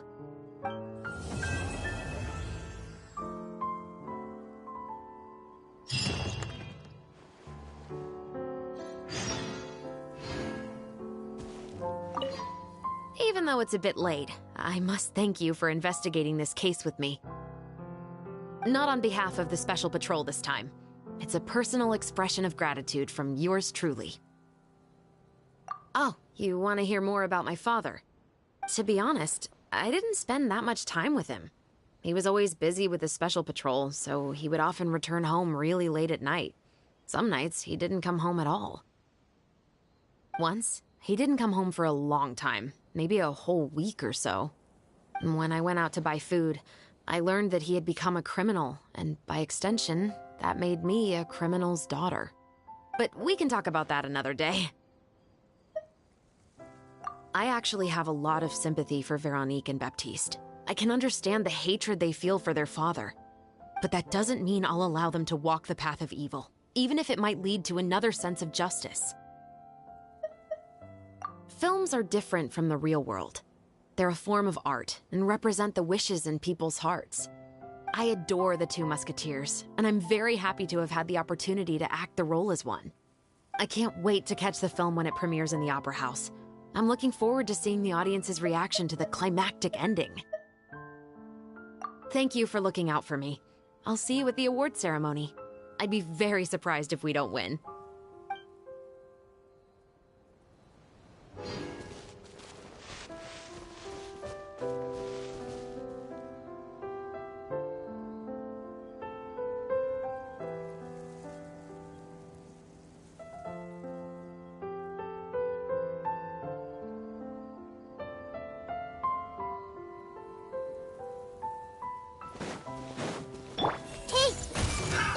Another test blink. subject. Picked the wrong test subject.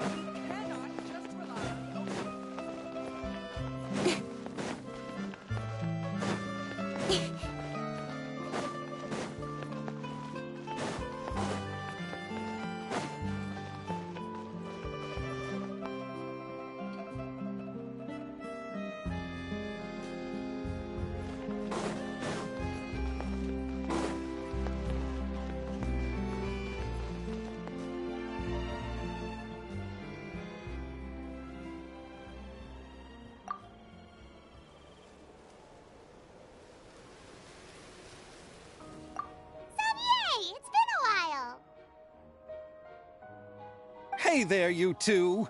Sorry I've been scarce. I've been buried in marketing and preparing the film for release ever since we wrapped post-production. The award ceremony is today, right? Paimon wonders if we'll win the Farina Award. I'd give it a 90% chance. Farina! Oh, Paimon didn't know you were already here. You're earlier than everyone else. I'm sure the others will also be here in no time. Xavier, if we end up getting called on stage, shouldn't you come up with a name for our crew? What? But we don't even know if we're going to win. I wouldn't want to jinx our chances by celebrating early. Just open your eyes! Surely you've seen the audience's reactions to our film. We've had nothing but critical acclaim. You've also had conversations with the Opera House's operating staff, right? Didn't they want to increase the number of showings? With the mora you've made from the box office, you can now open your very own film company. But that's all credit to my amazing crew. You've all helped to make this a reality, so I can't be the only one asked to come up with a name. Well, give it some thought.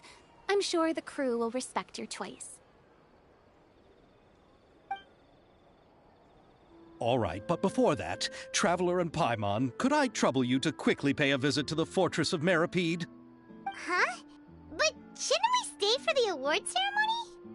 I wanted to ask you two to invite Shavraz to join us at the ceremony.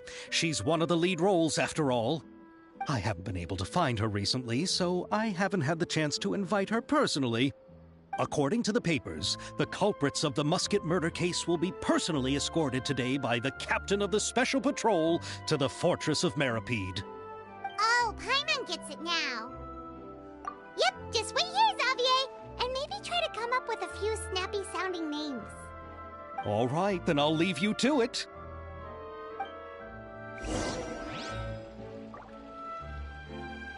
Will we really win an award?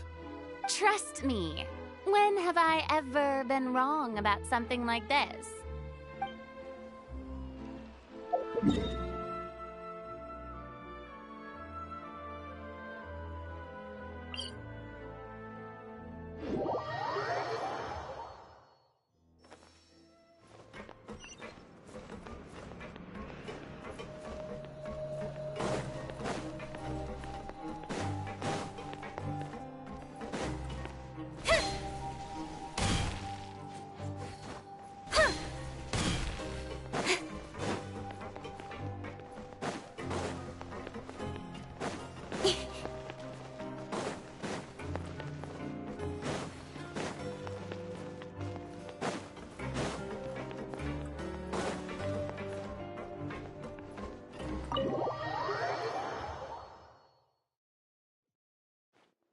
This is as far as I'll be taking them. I'll leave the three of them to you now. Got another errand to run? Something like that. I'm expected at a party. Now that's something you don't hear every day. Found a new pastime? No, it's just a special occasion. Shavraz! Risley! Festivals really do bring people together. It's been a while since I last had so many visitors at the Fortress of Meripede. Call it the festival spirit, I guess. Yeah, you could say that. Even our head nurse has gotten herself all worked up preparing super deluxe nutritious shakes. Just one gulp and you'll have met all your nutrition needs. Were you talking about work just now? We've already finished discussing everything. So, what do you think about my heads up, Mr. Risley? I believe I haven't yet made any promises or guarantees. But you also didn't shoot me down. Here, how about this? You could give everyone a copy of the newspaper. Perhaps on the day when the cover story happens to, oh, I don't know, expose a certain someone's misdeeds from 20 years ago? I suppose then a certain someone may soon find himself the most unlucky person in the Fortress of Meripede? While another two people will soon be hailed as heroes. Speaking of heroes, did you two need something from me? Oh, actually, we're here for... You're here to invite me to the party, right? Don't worry, I didn't forget. Ooh, then let's head back right away! See you, Risley! Happy Fontanalia Festival! And the same to you.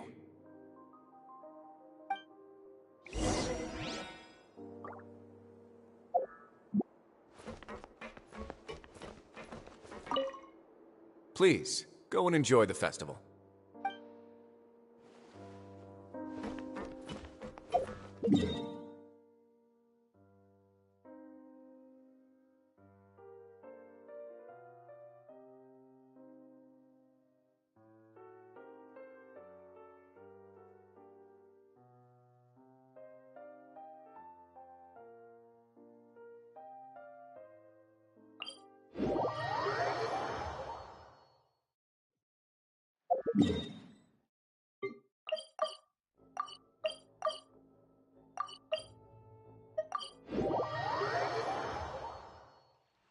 And the the winner of the Farina Award for the first Fontanalia Film Festival is...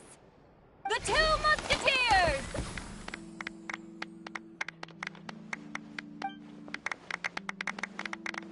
We won! We really won! Congratulations, Mr. Xavier. We won? I can't believe it! I really can't thank all of you enough! See? My takes on Fontaine's entertainment industry have never been wrong. Now, please welcome to the stage the producer of the Two Musketeers, Mr. Xavier!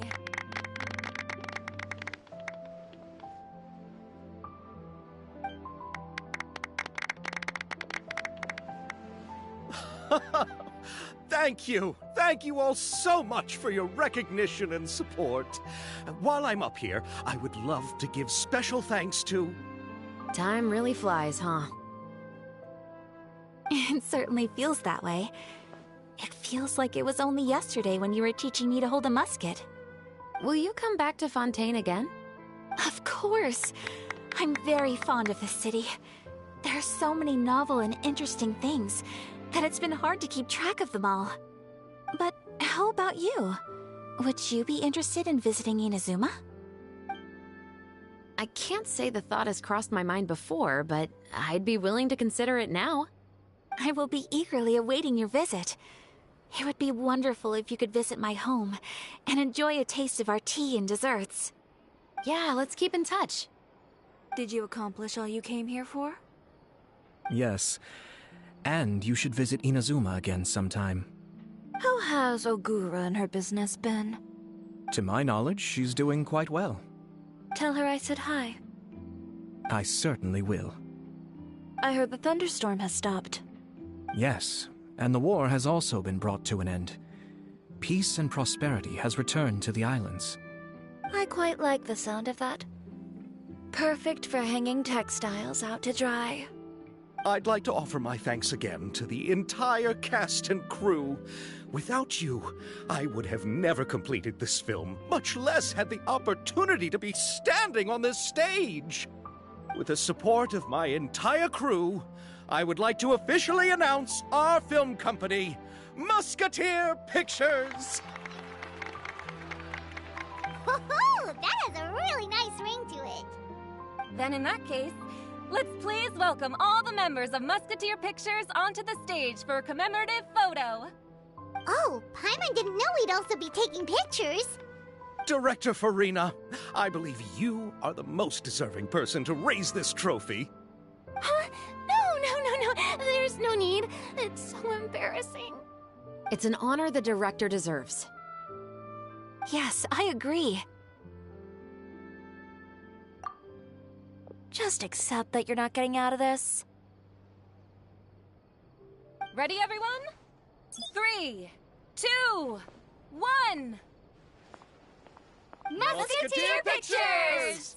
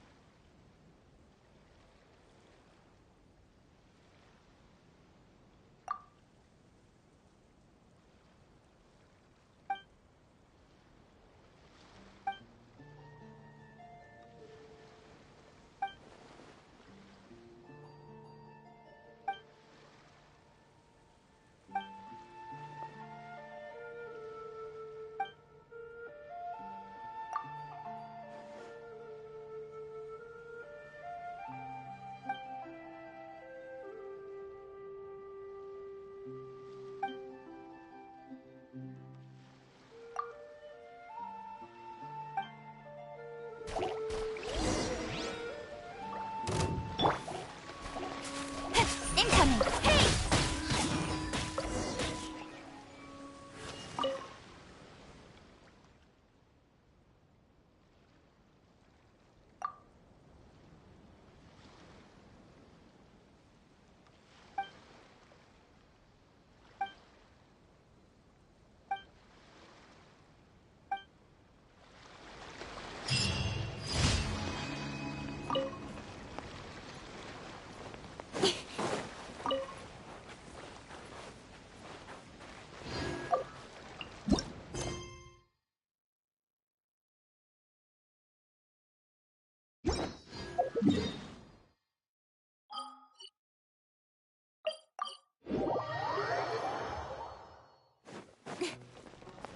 Ad Astra Abyss.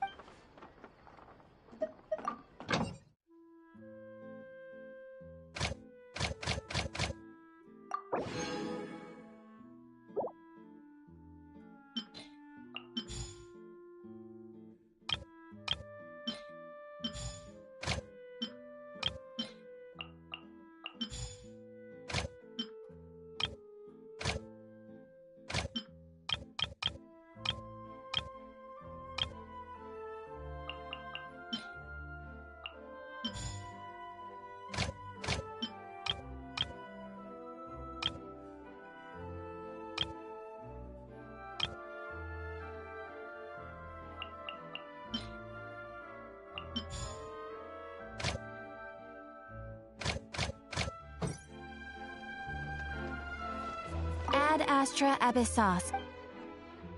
Thank you for complete.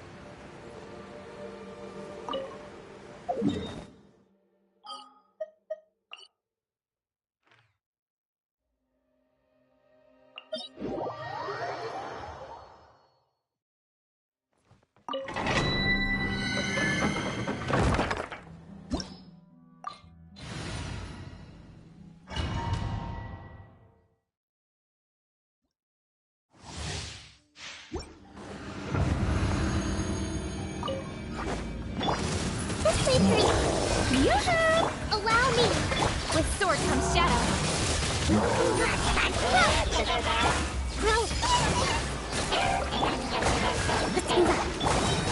Speed of light!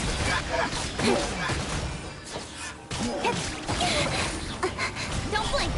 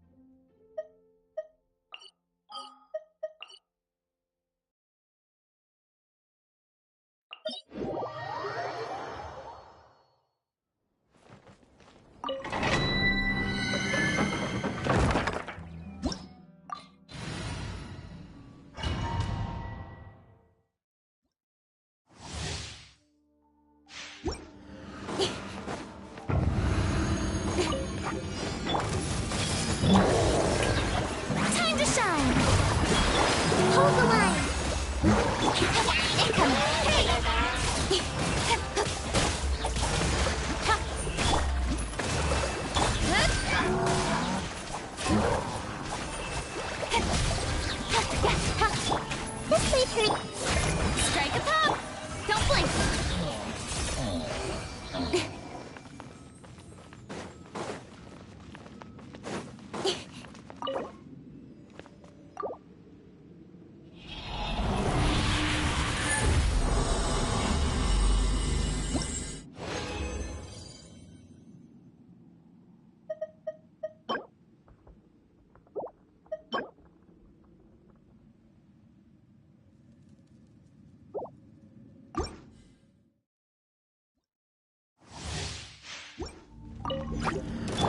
Everyone hold hands! Shower me with praise! The Temple of Wisdom! Let the world collide! Rust and Reviv! Speed of light! Got lucky that time. Don't blink! Grow! Hey,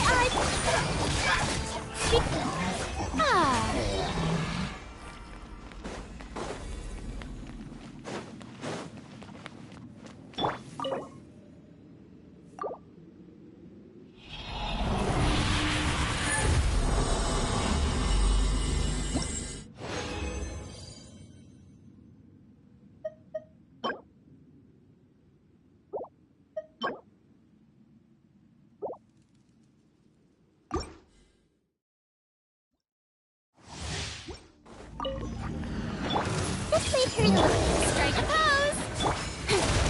Hey! Nowhere to hide! Share the knowledge! Oh! Time to shine! Hold the line! Don't blink!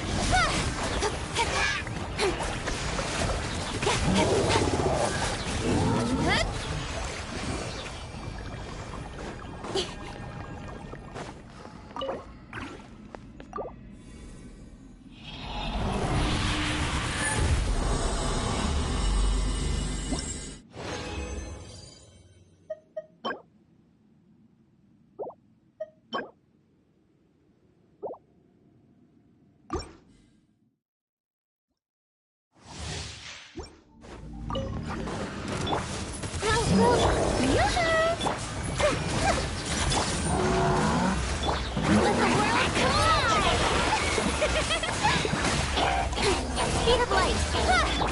The Temple of Wisdom! This way through... Cut to the chase! Incoming! Grow!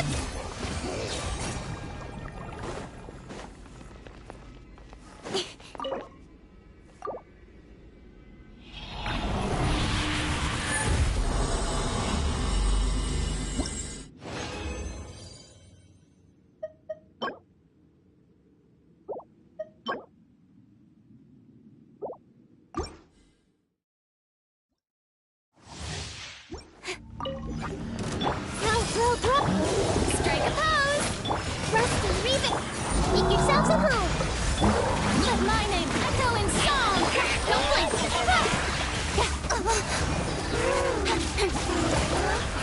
This way through the... Nowhere to hide! Incoming!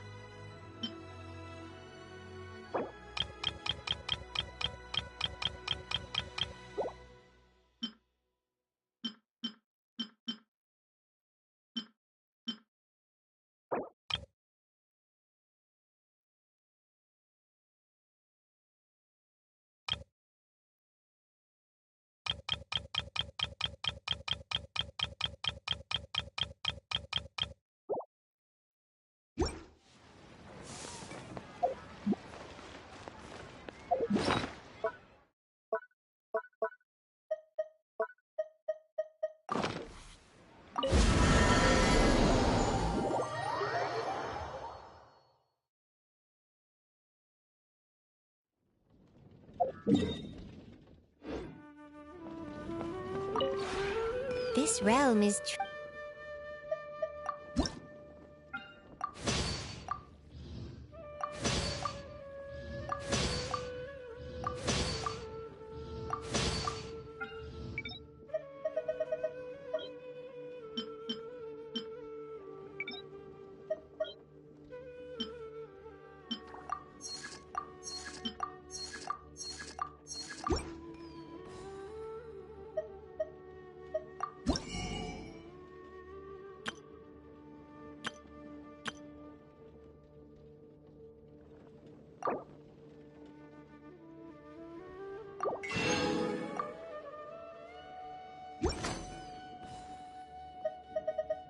If you ever have any...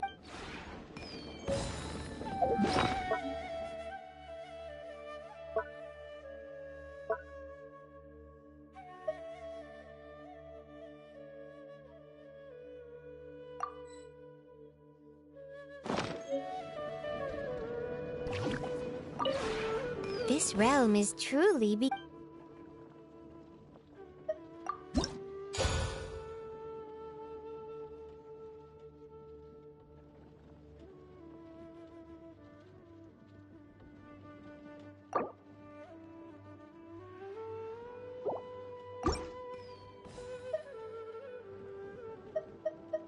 If you ever have it...